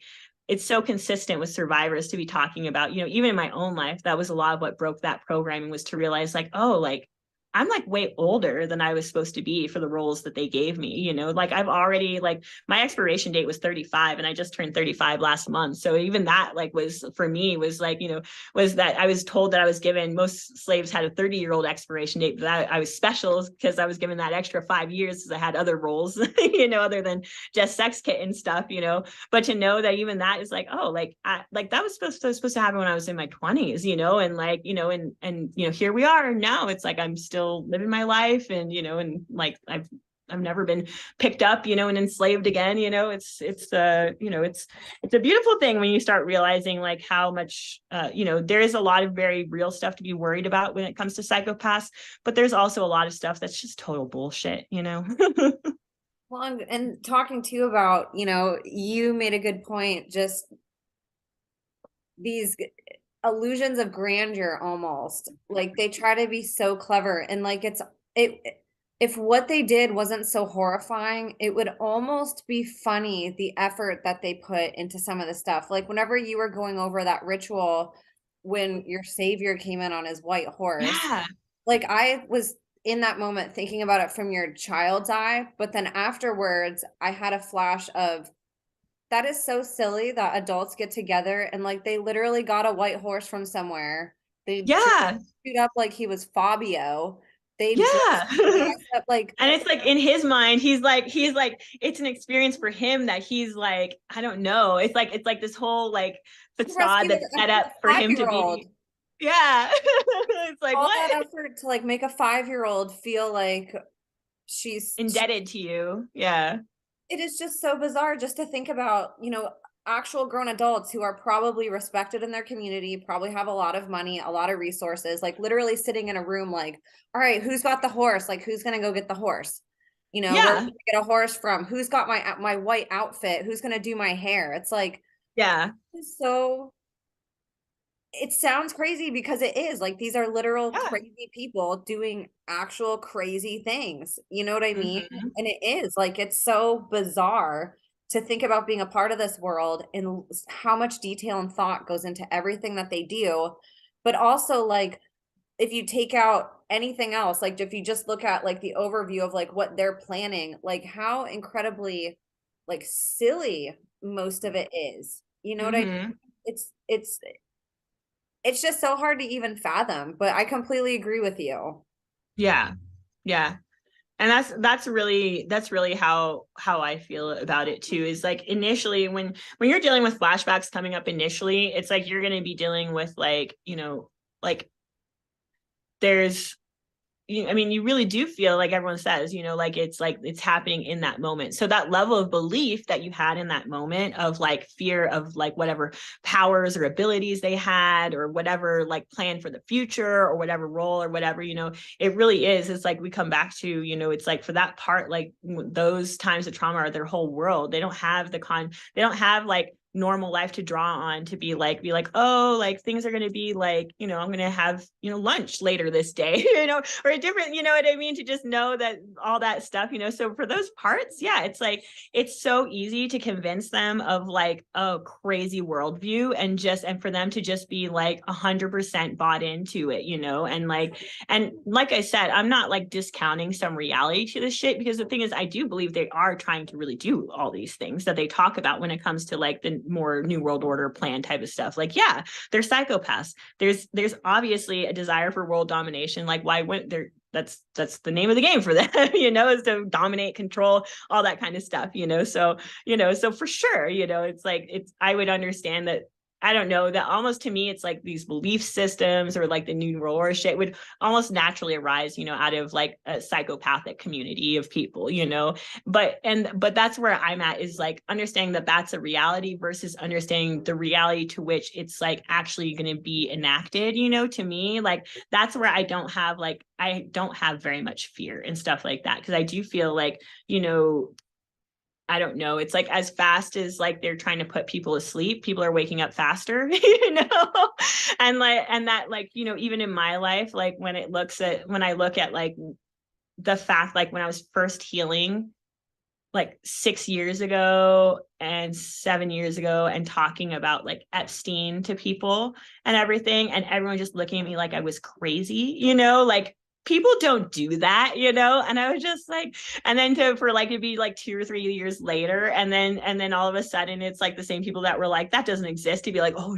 did you hear Epstein killed himself? And I'm like, yeah. I mean, I like, yeah, everything you're telling me, I've known for like 5, 6 years, but it's just because people don't, they don't really want to look into it, which I don't blame them on a certain level, because it's like, who is going to choose to look at these things, unless you're forced to, so I completely understand that. And the thing is too, is when you're dealing with things that are so delusional grandeur style, when it comes to New World Order stuff, it is easy for people on the outside that don't believe it, psychopaths, to just hear that Illuminati shit or something and just be like, that's stupid. That's just some Hollywood shit. How could anyone ever think that they would do that? You know what I mean? Like, and so, yeah, so it's understandable, would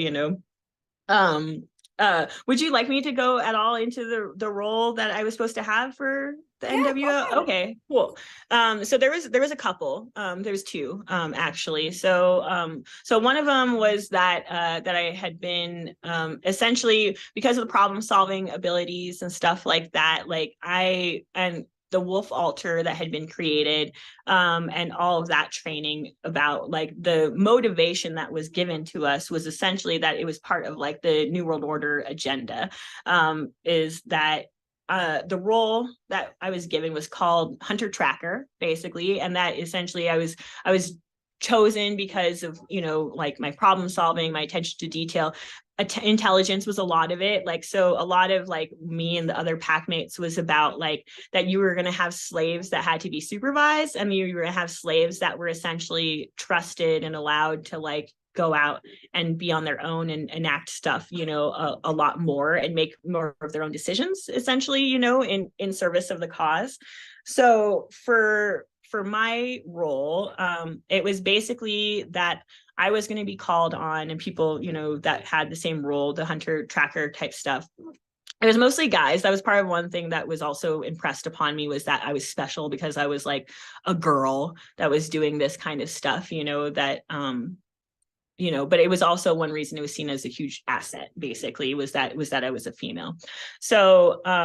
So for me, like what I was instructed is the whole role was that, the wolf altar, at the time that the New World Order had essentially taken over, all of the major populaces and stuff. And there was a large refugee population that was going to be, trying to be on the run and everything. The hunter trackers were meant to essentially be going out and tracking down those people. The goal was that you were going to be killing any adults that were refugees, because they've already proved that they're not, usable essentially for their agenda. So they just wanted to dispose of them. And then any kids that the refugees had were supposed to be essentially like taken by me or whoever the hunter was, back to our home base, essentially. So for me, it was put to me in like a couple of different ways, that essentially it was, you had the wolf altar come out, that would feel very at home in the woods, so we would be directed to an area to go search, and we would just go out and just live in the woods, basically, just looking for signs of people, essentially, and allowing ourselves to like get fairly dirty and different things like that, because the whole point was that if we were to find a group of 3 adults or less, then the goal was that I needed to sneak up on them at night and then use my knife to essentially kill them, and then take any kids if they had them. And if not, then I would just go back and just report where the bodies were at, essentially.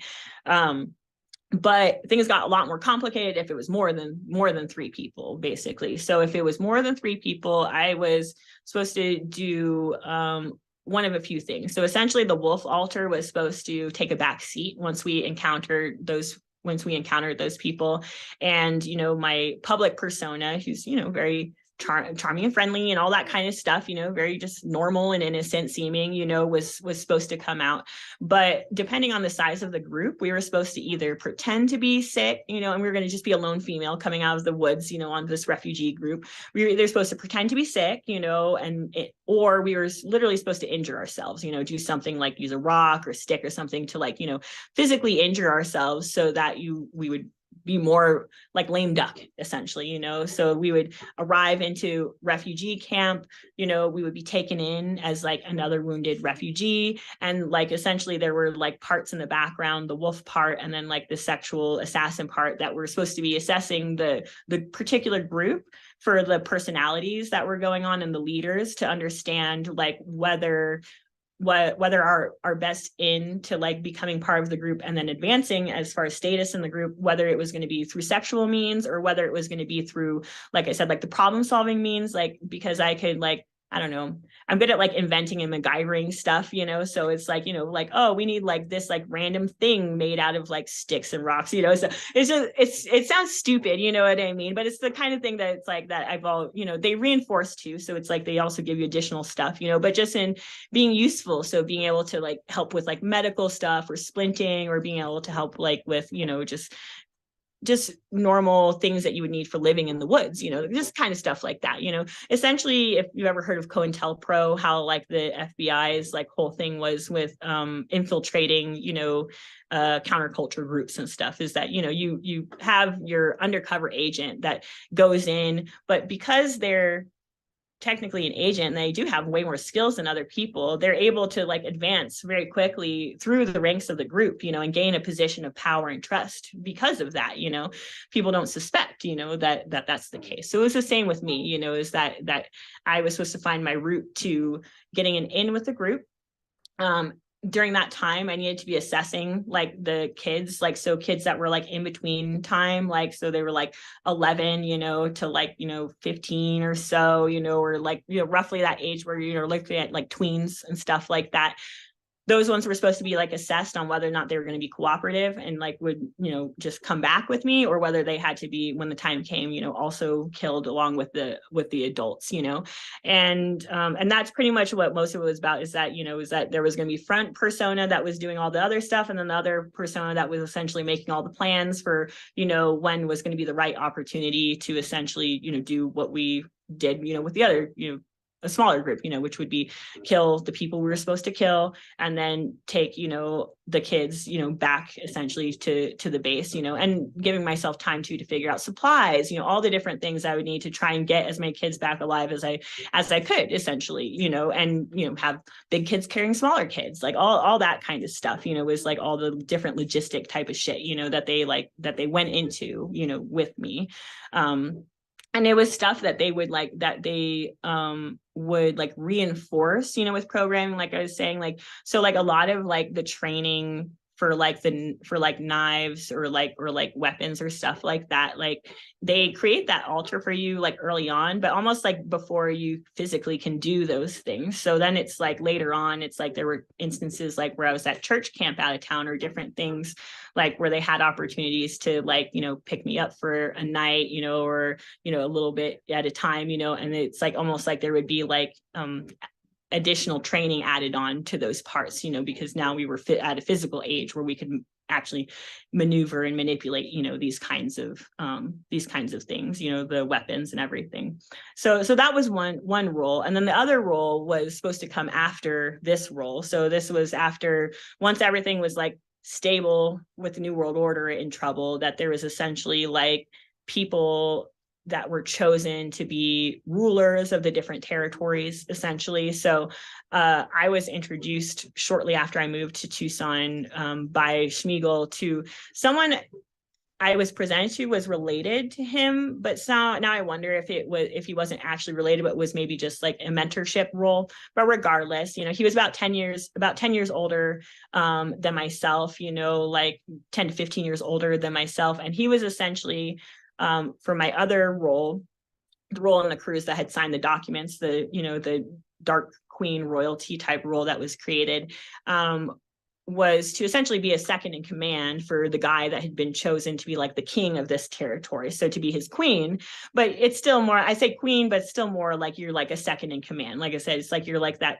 sex kitten bodyguard. You're also, because of like the problem solving and stuff, being able to help with like, organization and logistics sides of things, and people management, even being a Ghislaine to him, to finding his victims. There wasn't any emotional attachment there as like him as us having a relationship, is more, that and just, and being a breeder, essentially just making kids, with him, and still, even with that role, 35 was the cutoff though. I was expected to play that role until, it seemed like mid-20s, or like, early 20s, until I was like 35, and then be, replaced essentially, like was the kind of always the understanding with that. So a lot of that, really was just about, just knowing how to be just like a ruthless ruler who just knew what to get done, basically. So so those were the two roles, that were really specifically for me, like geared towards like, the like this like new world order agenda.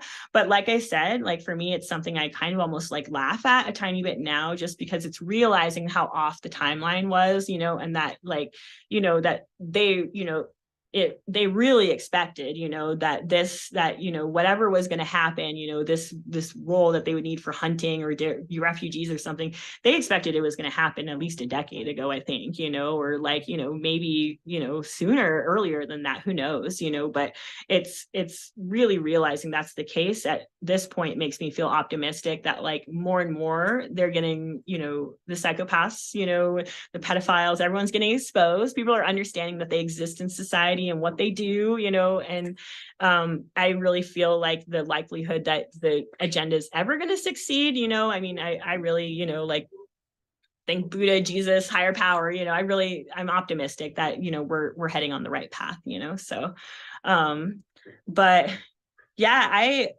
man, I feel like that was like forever, so much word vomit. I hope it was helpful to like you and any survivors or anyone who's like an ally.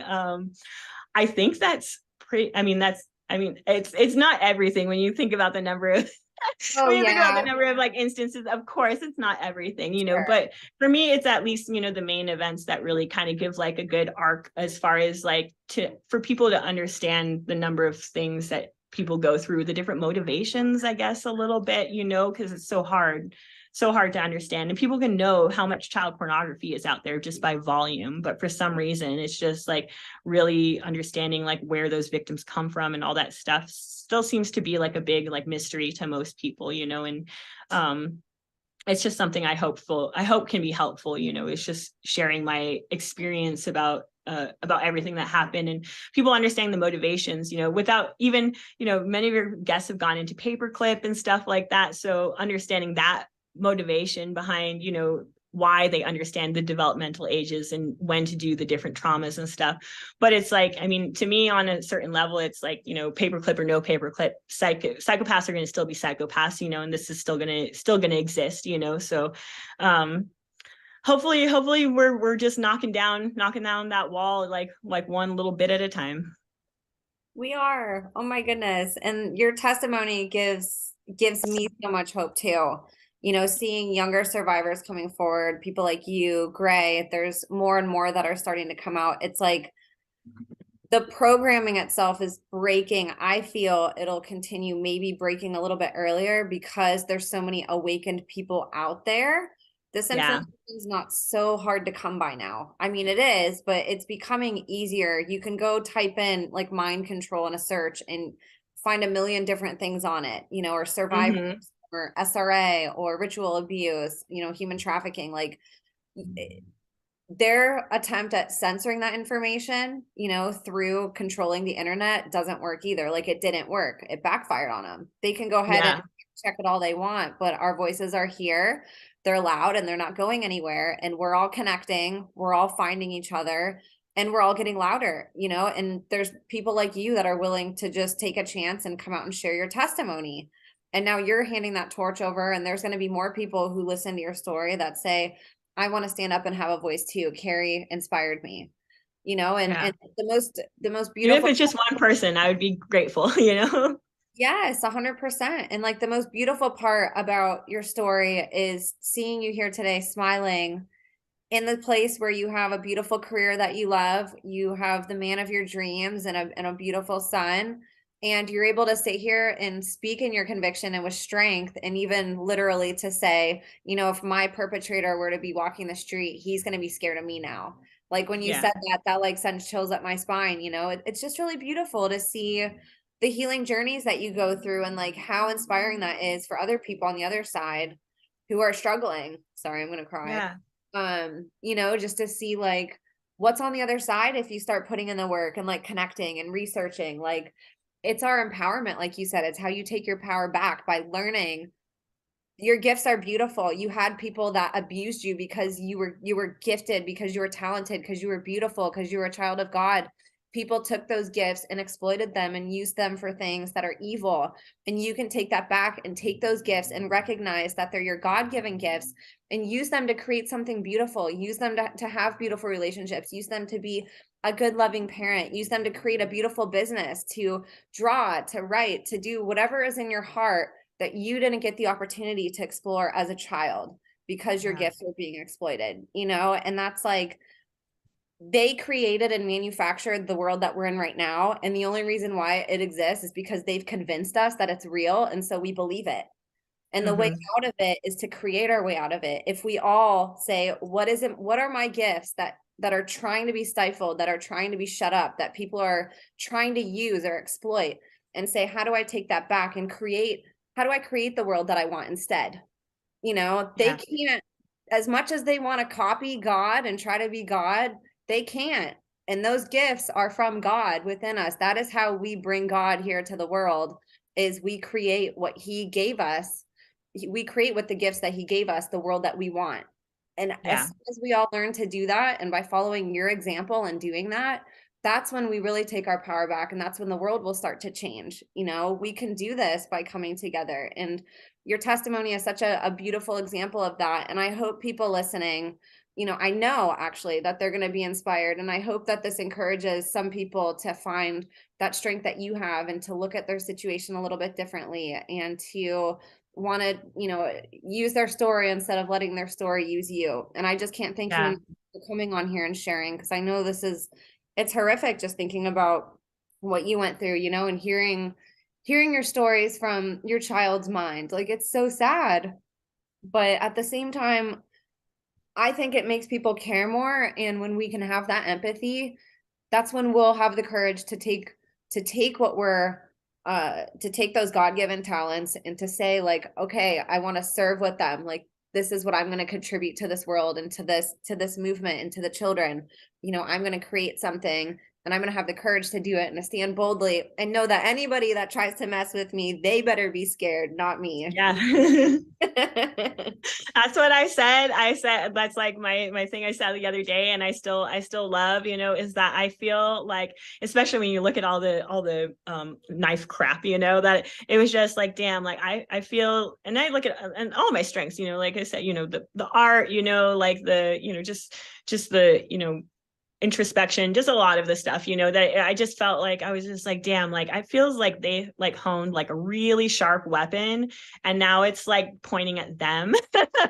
And you know, and that's like how, like that's like the point that I am like so grateful to have come to in my therapy, you know, is that, you know, like everything you said is giving me like goosebumps, because that's how I feel, you know. And it's just so grateful to be, you know, in a place of, you know, I jokingly was in hermit mode the past like 6 years, because after a year of healing on the incest, I came out to my family and publicly on Facebook about the abuse, and you know, all shit hit the fan, you know. But also it was parts of me that felt like we were very vulnerable still to, you know, I still hadn't processed all the emotions, all the memories, and worked through all the lies and everything. So it's like it was very much still being in the past 6 years of my life, being in this point, you know, where I felt like I had to stay small, I had to stay hidden, you know, that if Smeagol were to see me, if like my dad or uncle were to see me, you know, that they would, you know, that they would just smash you down, you know what I mean? Or they would pick you back up and put you back in that fucking cage or something like that, you know?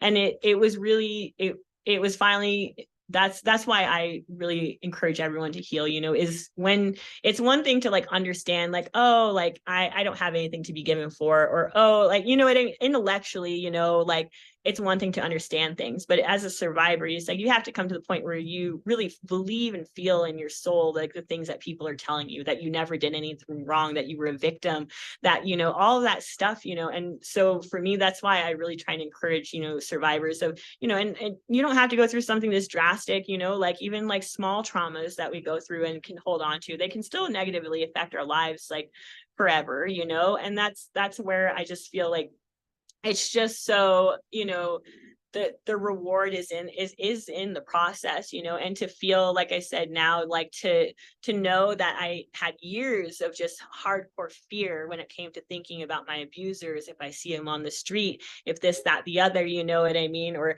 even thinking like, am I still triggerable, or all that kind of stuff, you know? And then to just get to the point where it's like, you know, it does all sink in, you know, really, that, you know, that you were a kid then, you're an adult now, you know, that these motherfuckers, they only bully kids, you know, and that, you know, you never see them being like this with like adults and stuff like that. And that when you can really internalize that, you know, like, you know, where you're at presently, which is probably a very safe place, you know, and everything, you know, and who that you have in your life and everything like that, then it really does, like, I mean, it takes stuff that was standing in the way of enjoying all of those things and finally just like makes it go away, and all the fear goes away, you know, and not all of it, you know, it's still, you're going to still have to deal with and process stuff, you know, as you know, as life comes about, you know, but regardless, to be in a point where, you know, like, know, essentially, like, really know that like you have no responsibility for that shit, and really understand, you know, that like, that, you know, that like you said, that you're a child of God and a child of light, and all the things that they did to force you to believe that you were evil or worthless or, you know, unlovable by anyone except for them, or like them, you know, all those things that they did, you know, really were just lies that were told to a kid. And it's kind of sad that, like, on the other side of it, it almost feels like silly that I believed those things for so long, you know, and it's very heartbreaking too, to know it stood in the way of me really enjoying the life that I had, you know. But it's why I'm here today, you know, is because this is helping me to like continue to feel empowered and continue on my path. I'm hoping it'll help other people to do that, you know, and hopefully it's like, you know, it's the first of, you know, maybe more instances, you know, that like I can, like I said, I was thinking about starting a channel and everything, that I can do some help, you know, with you know, giving some people some insights of just what worked for me, you know, during my healing process, to get to this place of like gratitude from the place of fear that I had been living in. So yeah, thank you. I mean, you're doing God's work, you know, just like, I mean, I could not be here unless you had, you know, been here and inspired me for, you know, for a couple years now. So thank you, Emma. Oh, Carrie, thank you too. It's such an honor to have you on. This is such a special episode, and such, I mean, you went into a lot of detail too that I think is going to help people understand things that maybe they wouldn't have been clear about before. So I know that it's always so hard to talk about all of this, and I appreciate you coming on and taking your time out to talk to us and educate us and to share your story, you know, and it's everything that they don't want, you know, and I Yeah. just love that. Like, I love all the ways that you've broke through everything. Like, you shouldn't be here, you know, and here No. you are speaking your testimony on a public platform, and it just, like, I'm cheering you on, and so is everybody. And I know I speak on behalf of everybody. Like, please start a channel. Like, we would all love that. I'll help Yeah. you if I can. I'm really I, excited for that. You're made for this. Yeah, no, thank you. Thank you. I feel like, I mean, I just feel like it's from being in AA for over a decade, you know, it really feels like part of my healing has always been like trying to, like, whatever I have, trying to give it away. It just, you know, even from a selfish standpoint, it just helps really it sink in for yourself, you know, too. So that's where I'm at, you know, with this, is like, I've talked to so many people about healing and about, you know, about sexual abuse in their past and different stuff like that, and being able to like help them with like some guidance on like dealing with stuff and everything. But, you know, I mean, just when it comes to very like nuts and bolts things like journaling tips and stuff like that, I do feel like it's really, it sounds crazy, but it's like, when it comes to the trauma healing, in my experience, it really is. It's like, it's the simple things that you make a habit of that really do make the long-term difference, you know. And I feel like sometimes when you're in that, like, especially if you're new to dealing with like your flashbacks and all that kind of stuff, it's easy to get overwhelmed. So I think that like it would be really helpful to sometimes have little steps, you know, concrete things. That was really helpful for me to just feel like I was making some progress and not just like disappearing into like this, like, you know, ocean of shit. 100%. Yes, that would be amazing. And again, thank you so much for coming on. Do you have any closing thoughts before we start wrapping up? um no, I don't think so, other than, you know, just like to reiterate, you know, if like if you're on your healing path, stay on it, you know, like look for, you know, resources like Emma. I have like other resources, like a book by Allison Miller that I would really recommend. I don't know the it's called Becoming Yourself, Healing from Ritual Abuse and Mind Control, by Allison Miller. I think it's a really wonderful book that, you know, just is very, if you think that what you're dealing with is, you know, like more structured programming type of stuff, I feel like it fills in a lot of the gaps that regular DID stuff, research kind of misses, essentially. And then the one other resource I would love people to look up is a therapist named John Uhler. I think he has like a YouTube and you know, has been on, but I would just recommend looking him up and listening to some podcasts that he's been on.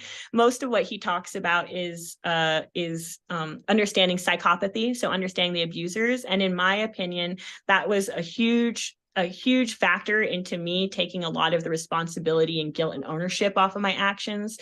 Was once I could really understand the way a psychopath's brain worked, their motivations, all that stuff, I could really see the manipulation for what it was. So that's the only other, you know, for survivors, those are the two resources. And his name is spelled Jon and Uhler. So either of those I would definitely recommend. They were really helpful, you know, for me, among other things.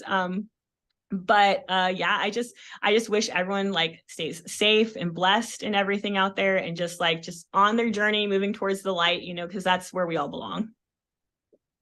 Thank you so much for that. That's so encouraging, and what a beautiful note to leave off on. And we all wish the same for you, Carrie. So I ask everybody, please send all your love, send all your prayers, send all your light, all your healing energy, all of your positive energy, and you know, prayers of protection over Carrie and her family as she continues to do this. We want her to be safe while she does it, and you know, for anybody who tries to cross her path to be, you know, absolutely terrified of her, because we can see she is force to be reckoned with. Now I wish they can have a hug, you know.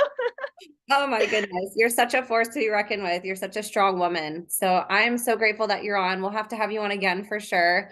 But I'm so grateful that I made a friend out of this, and that you're in my life, and this is just amazing. So I really appreciate you coming on. And for everybody listening, we couldn't do this without you. I'll leave Carrie's resources that she recommended, the books and resources for healing. I'll link those below. That way you guys can go purchase them if you want, or go find them. And please share, comment, anything helps us. You know, these topics don't really get elevated in the algorithms, so any help from you guys is awesome. So thank you guys so much. God bless you, and we will see you next week.